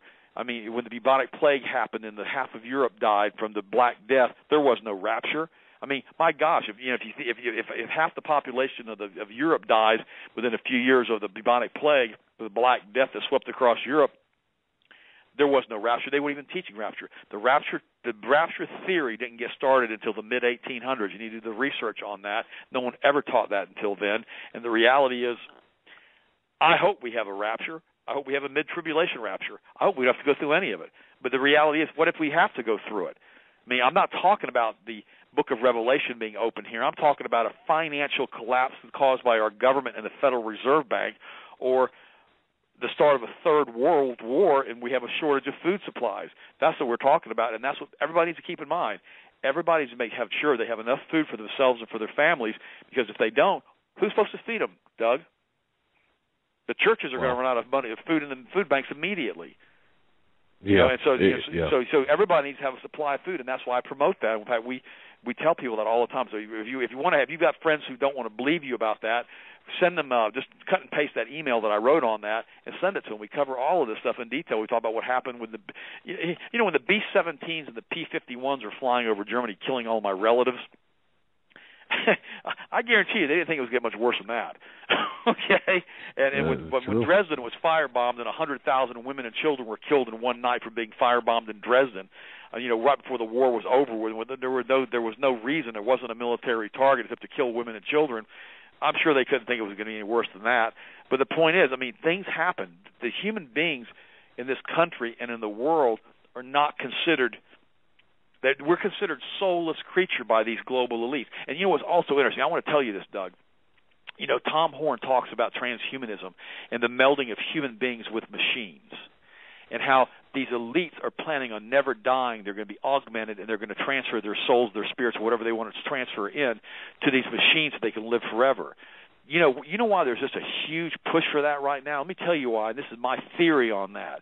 These boys know they made a pact with Lucifer, and they know they're getting old, and they know they're going to be up. They know what happens when they die, and they don't want to die. They're scared to death to die. See, Jesus tells us when we become Christians, he says, "Death, O death, where's thy sting? Where is thy victory?" Paul tells us that in the epistles. And the reality is this. We don't have the fear of death because we have the blood of Christ that sanctifies us and protects us after we're dead and after our spirit and soul goes to heaven. These people that are these elites, they don't believe in all that. They know they've made that pact with Lucifer, and they don't want to die. They're scared to death of dying, Doug, and they were afraid. That's why they're trying to meld their bodies and themselves with machines so they don't have to die. That's what the transhuman movement is all about, because they want to basically turn us into insects to be their servants and only allow us to breed when they want us to breed, and then they're going to be basically ruling the planet. It's the nuttiest thing I've ever read, but if you read the Book of Revelation, it all ties together. No, it does. It absolutely does. Yeah, it's phenomenal. But I'm sorry I digressed on that, but I wanted to cover that thing with the storing of food. Everybody needs to have enough food stored for them and their families for 30 to 60 days. Freeze-dried is the best. And make sure you have a water filtration system that's passive fed in case the power goes out. So you can make sure you've got a source of water that you can get fresh water, because that'll be the first thing that people will be looking for is water in the event that we have a global catastrophe like an EMP or something else. Oh, let me ask you a question, Doug. The Alex Jones released last summer, when the guy from South Carolina said, Lindsey Graham said that South Carolina, Charleston Harbor, was under the threat of a nuclear attack, and then Alex+Jones released that those nuclear weapons had disappeared from that base in Texas. Did they really detonate a nuclear bomb off the coast of off the Atlantic coast back after that happened? Boy, or do you know, or is this a theory? You know, I've asked a number of people about that, and I've got different answers from different people. Bottom line is, I don't know. The simple answer. Here's what I do know. I do know that there are missing nuclear weapons. I do know that. Oh, we know, yeah, we know that. You know, but you know, if I had to guess, well, I'm not going to guess. I just don't know, and I would like to find out. But it was an awful weird exchange, wasn't it? It was weird. And then Putin coming out and saying that a detonation had occurred, you know, in the Atlantic Ocean off the coast there. I'm like, this is very odd. And that one lady who was with the World Bank, I forgot her name, she came out on video and said that basically that happened, and she gave the name of the admiral who did it and everything else, and now he was terminated. And now we fired 200 or so of the top brass in the military under this Obama administration, and it's just crazy, including the guys in charge of the nuclear arsenal. I mean, we know that's all true. So, I mean, something happened to shake that whole thing up. So sorry about that, Doctor. I was Joe is yanking on my arm here. That's okay. Well, we've got a bunch more questions. Let's go back to our questions. Well, okay. One question I have, in fact, two others, Sherry and Rob asked me this, and I've got this question as well. The prevalence of Alzheimer's, can that be reversed or stopped? Yes. Now, everybody listen to me for a second about Alzheimer's disease. This is a heinous disease. I mean, this is one of those diseases that, you know, it got founded in hell. Hell didn't want it. They punched a hole in hell and shoved it up on us. They said, we don't want it down here. This is too bad. Alzheimer's is that bad, okay? It's unbelievably bad. Now, the autopsy showed there's a neural entanglement and there's abnormally high levels of aluminum in some Alzheimer's patients and all that. I personally think, now everybody listen to me on this one because this is my theory on this and my opinion on this. I think one of the primary causes of Alzheimer's disease, other than immunizations, which I believe immunizations massively increase the risks of senile dementia, but that doesn't necessarily have to be Alzheimer's disease, okay, because of the aluminum. But I think, and the mercury and the shots, I think the number one cause that's causing this huge, literally epidemic proportion of Alzheimer's disease are statin drugs. I think the statin drugs turn the brain to such mush and the cholesterol gets lowered so low that the brain can't function properly. And I've seen a lot of folks who've been diagnosed with Alzheimer's disease. They're using coconut oil and they're being put like on an egg diet, including the egg yolks, to bring their cholesterol back up, and they seem to be getting some good results from doing that. Statin drugs should never be used. They should, again, in my book, Breakthrough Health, I list 10 drugs that should never be used. Like we talked about Tylenol a few minutes ago, statin drugs are one of those. Sleeping pills is another one of those. There's certain drugs you just have to stay away from because of what it does to the brain. And I think that statin drugs are one of the primary causes of Alzheimer's disease, Doug, and they should never be put into a body, and they should be pulled off the shelf by the Food and Drug Administration. I mean, they cause skeletal muscle necrosis. They cause kidney failure. They cause, the list just goes on and on and on and on and on. There's literally hundreds of side effects of statin drugs, including cancer, which we mentioned about earlier. And they've never been proven in any clinical study that wasn't paid for by these manufacturers to reduce the risks of heart disease. Not one time. And cholesterol is not the primary culprit in heart disease. It's the inflammation, and it's all of these chemical compounds that we're putting into our bodies. They're causing all of this inflammation and these precursors that we're putting into our bodies. And if we don't stop putting all these poisons into our bodies, we're not going to get rid of the problems with the senile dementia. I mean, you can't be eating GMO foods and causing celiac disease and all these other conditions and not have problems with senile dementia. You can't be giving kids 60 immunizations with all this mercury and all these chemicals and all that thimerosal and all that squalene if they're thimerosal free and all those adjuvants and not be causing problems. And again, I'm going to repeat this, with adults, 3 flu shots increase the risks of senile dementia by up to 50%. That's according to Dr. Russell Blaylock, who's one of the top brain surgeons in the world, for heaven's sakes. And I mean, he warns everybody to stay away from immunizations and also to stay away from statin drugs. And I do the same thing. You've got to stay away from the statins. And I think the statin drugs, the lowered cholesterol, the lack of the right nutrients and the right fats in the diet, including the eggs, are causing one of the primary cause of Alzheimer's disease. Fantastic. I've got Dan D listening live from Nebraska, wants to know, what do you eat? What do you eat in terms of, what's your normal diet? Okay, when you go to the 10foods.com website, there's an Eat, Drink, and Be Healthy program there. Okay, that's a 6-CD set. It has a book called Maximum Age Reversal. You get the book Breakthrough Health for free, and you get a cookbook in there that we have along with the 6 CDs plus reports on high blood pressure, depression, diabetes, cancer, ADD, autism, all of that stuff in that CD set. It's like a home study course of what to do to change your own diet and your own health. It's like $100, okay? It's phenomenal value for what you get for it. And what it does, it lays out our diet. Now, if you came to my house tomorrow night and you want to have dinner with me, I'd have my wife make you an organic Cornish game hen on a bed of wild rice, probably with broccoli or asparagus, and some type of sweet potato casserole. I mean, you would think that you'd have basically gone to heaven when you eat here. The food is that good, and it tastes that good. You don't have to eat broccoli nut surprise that tastes like cardboard to think you got to be healthy. You don't have to eat like that, Doug. You can have really good tasting food every single day and have tremendous energy and output. The days of eating tofu, which is a soy product, are gone. They're over with. You don't have to eat like that to be healthy. I won't eat like that. And so all the recipes in that cookbook are taste tested. Every morning I get up and I have a protein drink for breakfast when I get out of bed. First thing in the morning I have 2 purple sticks, okay? The purple sticks are a green tea extract. It's for my coffee days. And I'd have 2 purple sticks. That boots up my brain, but I haven't had any of those now since this morning, like at 6 o'clock.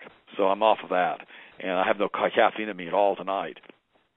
And so what ends up happening is then I wait about 30 minutes, and I have my prayer time with my wife. That's when we pray out loud, audibly together, and about a third of the time we bring our children who are 11, 13, and 15 into the room with us, and we teach them how to pray.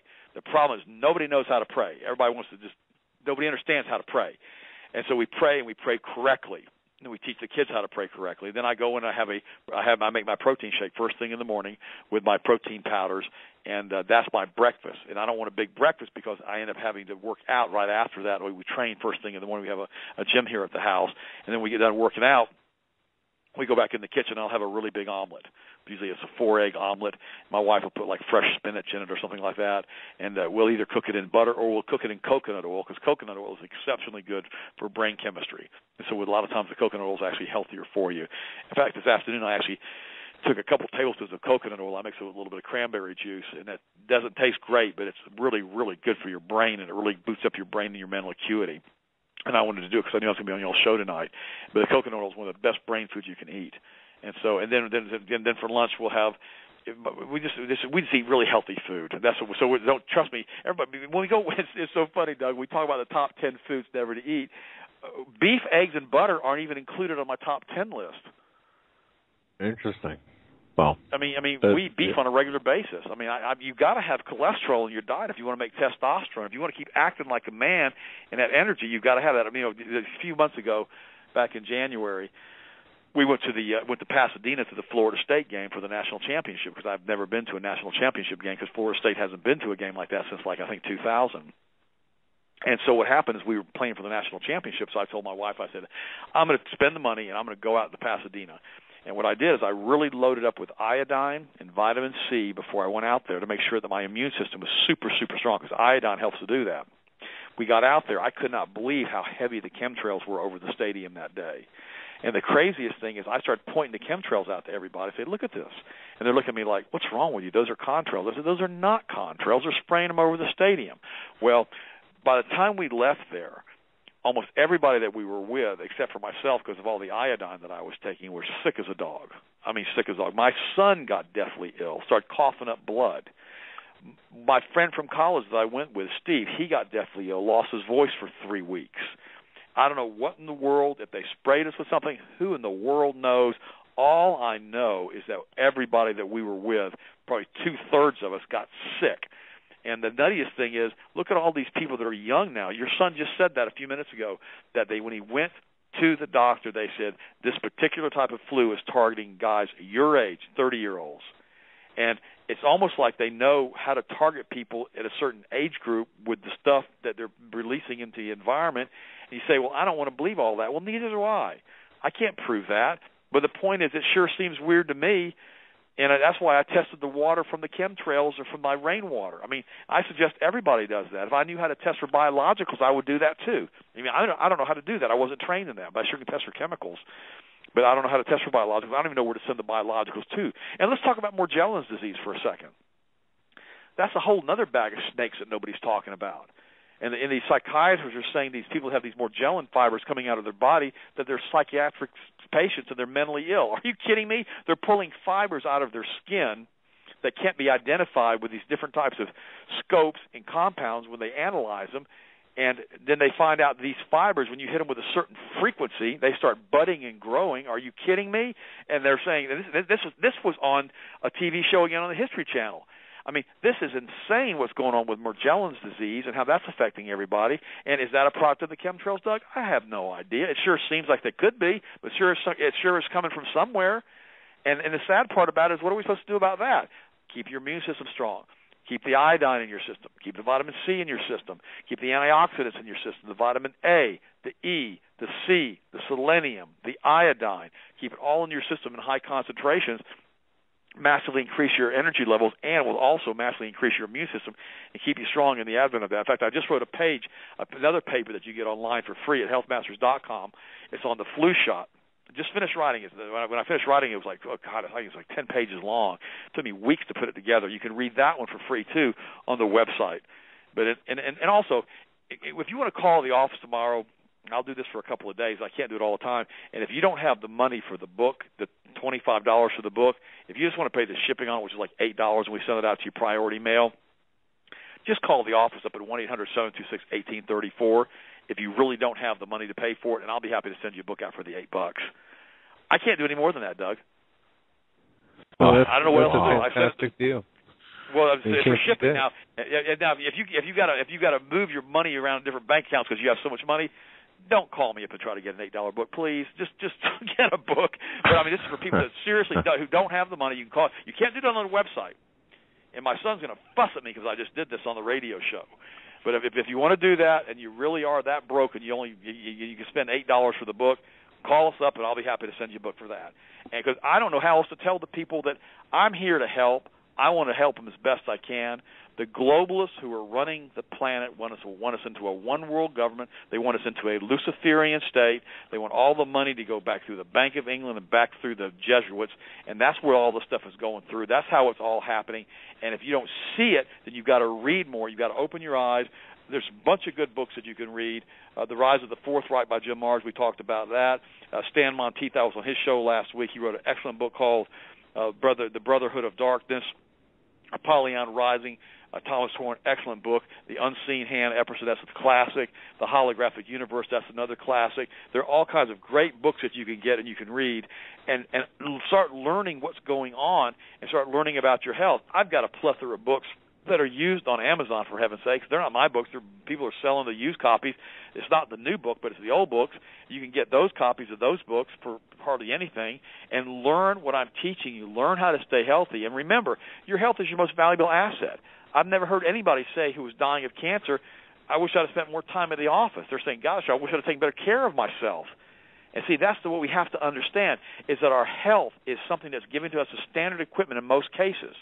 And if we take care of it, it'll last us an entire lifetime. But if we constantly abuse it and do everything that we can to destroy it, we can destroy it. We can lose our health pretty quickly. And then you'll spend every penny you've got trying to get your health back. And it's not necessary to do that. You don't have to do what I did when I was in graduate school at Florida State, 2 years out of graduate school, when I came down with heart disease because I was pushing myself, doing 100-hour work weeks because I didn't know how to say no, and I was push, and I almost died of heart disease. You don't have to experience that. I'll show you how to avoid doing all that and how to stay healthy. But the thing is, you've got to take the first step, and you've got to realize that your health is important. I mean, another thing I want to share with the listeners, I've never heard anybody say on their deathbed, as they're dying, I wish I'd have spent more time at the office and more time at work. It's always, I wish I'd have spent more time with my family.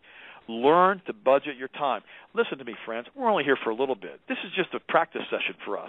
Okay? We're spiritual beings experiencing a physical existence basically in a holographic universe made out of sound. Okay? We're only going to be here for a short period of time, and then we get to be with God for all of eternity as long as we're saved through Christ Jesus. So the reality is this. Don't spend your whole life in pursuit of stuff Don't buy stuff you don't need with money you don't have to impress people you don't know. Don't do that. Learn to realize that your family and your relationships and the relationship you have with God and with Christ are the most important. Learn to pray out loud, and don't pray in the negative. Say, God, I don't want you to kill me today. Don't say that. Don't say that. Say, God, I want you to bless me today. I want you to send me in the right place. Put me in the right place, the right time, every time, Father. My footsteps are ordered by you. I commit my plans into you, and they will succeed, Father, because I am bought at a price, and I'm in covenant with you, Christ Jesus, and I stand before God Almighty today, and I say, Lord, I thank you for the covenant blessings that you pour upon me, and I thank you for the relationship that I have through God through Christ Jesus. And speak the words that are not as if they were. Speak the words that are positive. Don't speak in the negative. Don't let me die of sickness and disease. No, dear Lord, keep me healthy today. Keep me healthy today. Keep my brain healthy. Keep my blood vessels healthy. Keep my liver healthy. Let me speak the things that are not. Every time you say something, Doug, because I know we're almost out of time, and then everybody listen to me for a second. When you say anything about yourself or your family, put a comma at the last word and say at the end of that sentence, and that's the way I want it to be. Because you're speaking it into existence. That's the way I want it to be. I could do all things through Christ who strengthens me, comma, and that's the way I want it to be. My health is incredible. I feel great every single day of my life, and comma, and that's the way I want it to be. I'm always at the right time, the right place every single day, comma, and that's the way I want it to be. If you start saying, and that's the way I want it to be with every sentence that you say, you'll learn to shut your mouth quick and be careful of the words that come out of your mouth, because we are made out of sound, and we change the fabric of space-time by the confessions that come out of our mouth. There you go, Doug. You got me all riled up. But it's the truth. I've studied this stuff for years. I mean, we literally live in a holographic universe, according to Chuck Missler, and it's the truth. We do. God, and people say, well, why did God do that? Why did he put us in a holographic universe made of sound?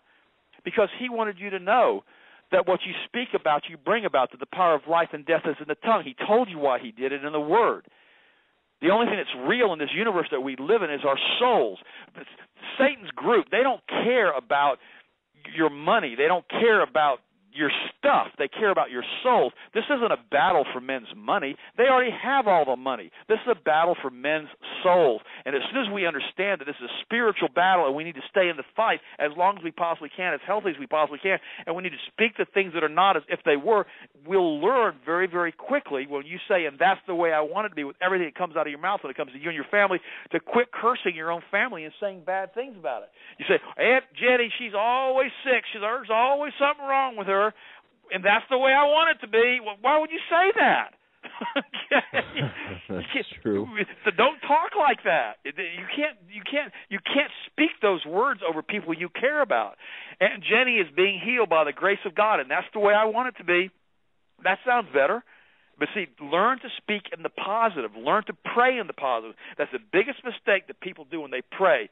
God, please don't let somebody kill me today. What the heck is that supposed to mean? How's God supposed to respond to that? Don't let somebody kill me today? Are you kidding me? If that's the way I want it to be? No. God, thank you, Lord, for taking care of me today and protecting me. I station angels about me, Lord. I place a hedge of thorns about me. I cover me and my family with the blood of Christ. And that's the way I want it to be. Does that make more sense to you, Doug? It sure does. Amen to that. Doctor, in the waning moments here that we have of our show, I can't believe the 3 hours went so quickly. Tell our listeners once again your book, your website, how to contact you. Just give it all out there. Website, healthmasters.com or 10foods.com. You have to spell the 10 out, TEN, foods.com. That gets you the HGH stimulate, which is the natural alternative to Viagra. It also helps lower blood pressure. It's a phenomenal product as far as when you work out, it increases lean muscle weight and helps to burn body fat. Also, that has the Eat, Drink, and Be Healthy program there and the book there. That's 10foods.com. The healthmasters.com has everything, all of my blogs, all of the reports that I've written.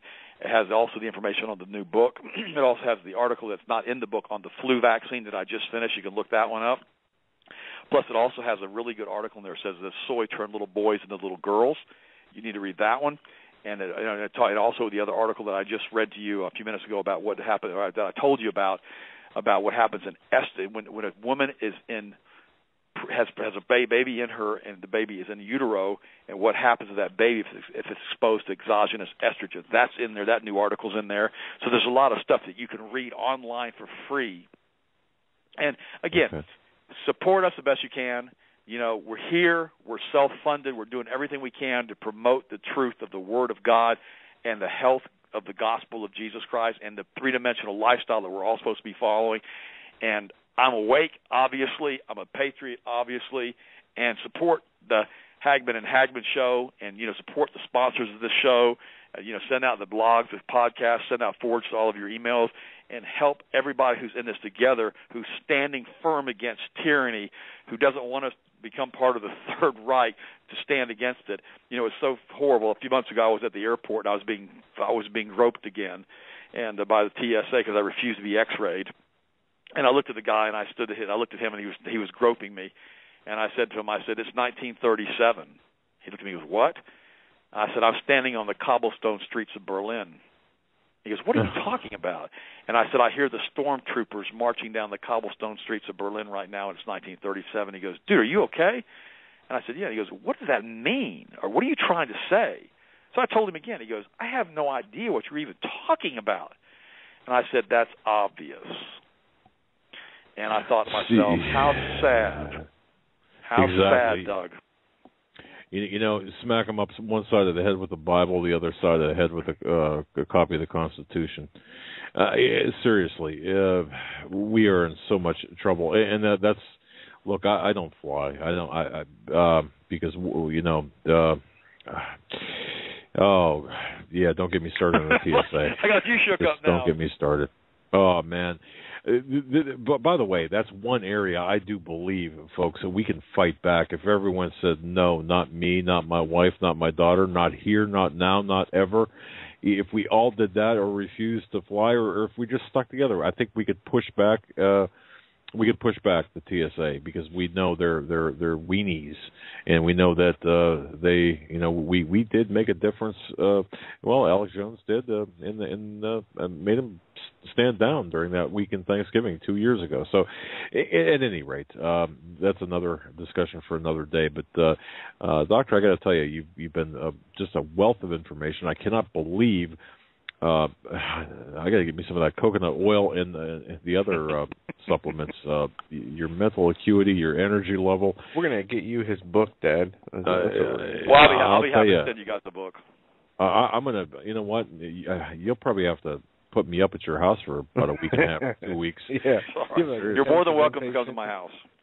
Yeah, wow, intensive inpatient reprogramming, food reprogramming seminar.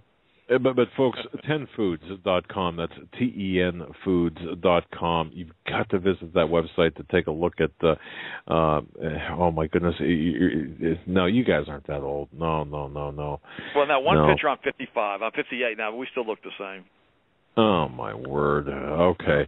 That's great. Wow, fantastic. Well, Doctor, I want to thank you so very much for being part of our program tonight. You've inspired many. I've gotten so many emails. Do you have an email address, or do you not do that? Well, we have one through the office. I mean, I can give one out. If I gave one out, though, to my personal email at the house, no, that's okay. I would be deceived. But when you go to the healthmasters.com website, it has contact us, and it has my email address there. That goes to the office, and anybody can email me and ask me any questions, and I'll do the best I can to answer them. And I do answer all those questions by myself. I do answer all the questions, by the way, so I'll be able to help them. And, of course, they can call the phone number, too, the 1-800-726-1834, and we can do that, too, for the folks that are listening. To do our best to try to help as many people as we can there. And we actually have live people that answer the telephone. They're not answered in India, okay? And you're not put, and we don't put you on hold. You're put on a loop. Maybe you hold for a couple of minutes, but you're going to get a live operator, and you don't have to worry about voicemail and leaving messages. I can't stand all that stuff. Oh, man, I'll be more than happy to send you guys some books out there too, so you can have those available, Joe and Doug, for your friends and stuff too. I'll get those out to you tomorrow. Well, God bless you. Thank you so very much. And I'll tell you what, I'm an advocate. I mean, I'm a believer. Folks, please share this broadcast with your friends, your family, anyone you care about. Fantastic information. And we're going to have the doctor back on here again because this is a fantastic broadcast. Our live interactive chat is saying, put a regular spot in there for him. Well, thank you. Your appearance tonight is fantastic, and we're definitely going to have you back because so much information you whizzed through in just 3 hours, and it went by so fast. And I know we could talk for a lot longer. And the energy level you exhibited, and we drink over here. If it's not coffee, and my dad's got Red Bull here and there, and the energy level is not as high as yours is, and you're saying you're drinking, I had green tea. I haven't had any coffee in probably 2 weeks, and I had green tea extract on those purple sticks, and we have those on our website too. They're called purple sticks, and we have those on the at healthmasters.com. And I had those this morning early, like 6-7 o'clock, and I haven't had any caffeine at all since then. I don't do that if I can't help it throughout the day. Yeah, my cardiologist. I'm 58. Wow. Fantastic. Well, again, we really appreciate your time. Thank you so very much. Once again, folks, our very special guest, Dr. Ted Broer from 10foods.com. That's 10foods.com. And, of course, his book, Breakthrough Health. Fantastic. Doctor, thank you so very much. We do hope you come back again. I'm looking forward to it, guys. Thank you for having me on. All right. God bless. You too. Folks, that'll do it. We're up against the close of the show already. It's just amazing. By the way, folks, on Wednesday, just got notice, Steve Quayle and Greg Evenson on Wednesday. That's Steve Quayle and Greg Evenson on Wednesday. So that'll be great. Yeah. Greg Evenson was on right before Christmas, I think, right around that time. And we haven't had him back since. And coming on with Steve, that'll be a fantastic show. So tomorrow we have Stan Deo in the second hour. We're going to cover news and take your calls in the first and third hours. And then Wednesday, Steve and Greg Evenson will be on, which will be a powerful spiritual show, I'm imagining, as they are always.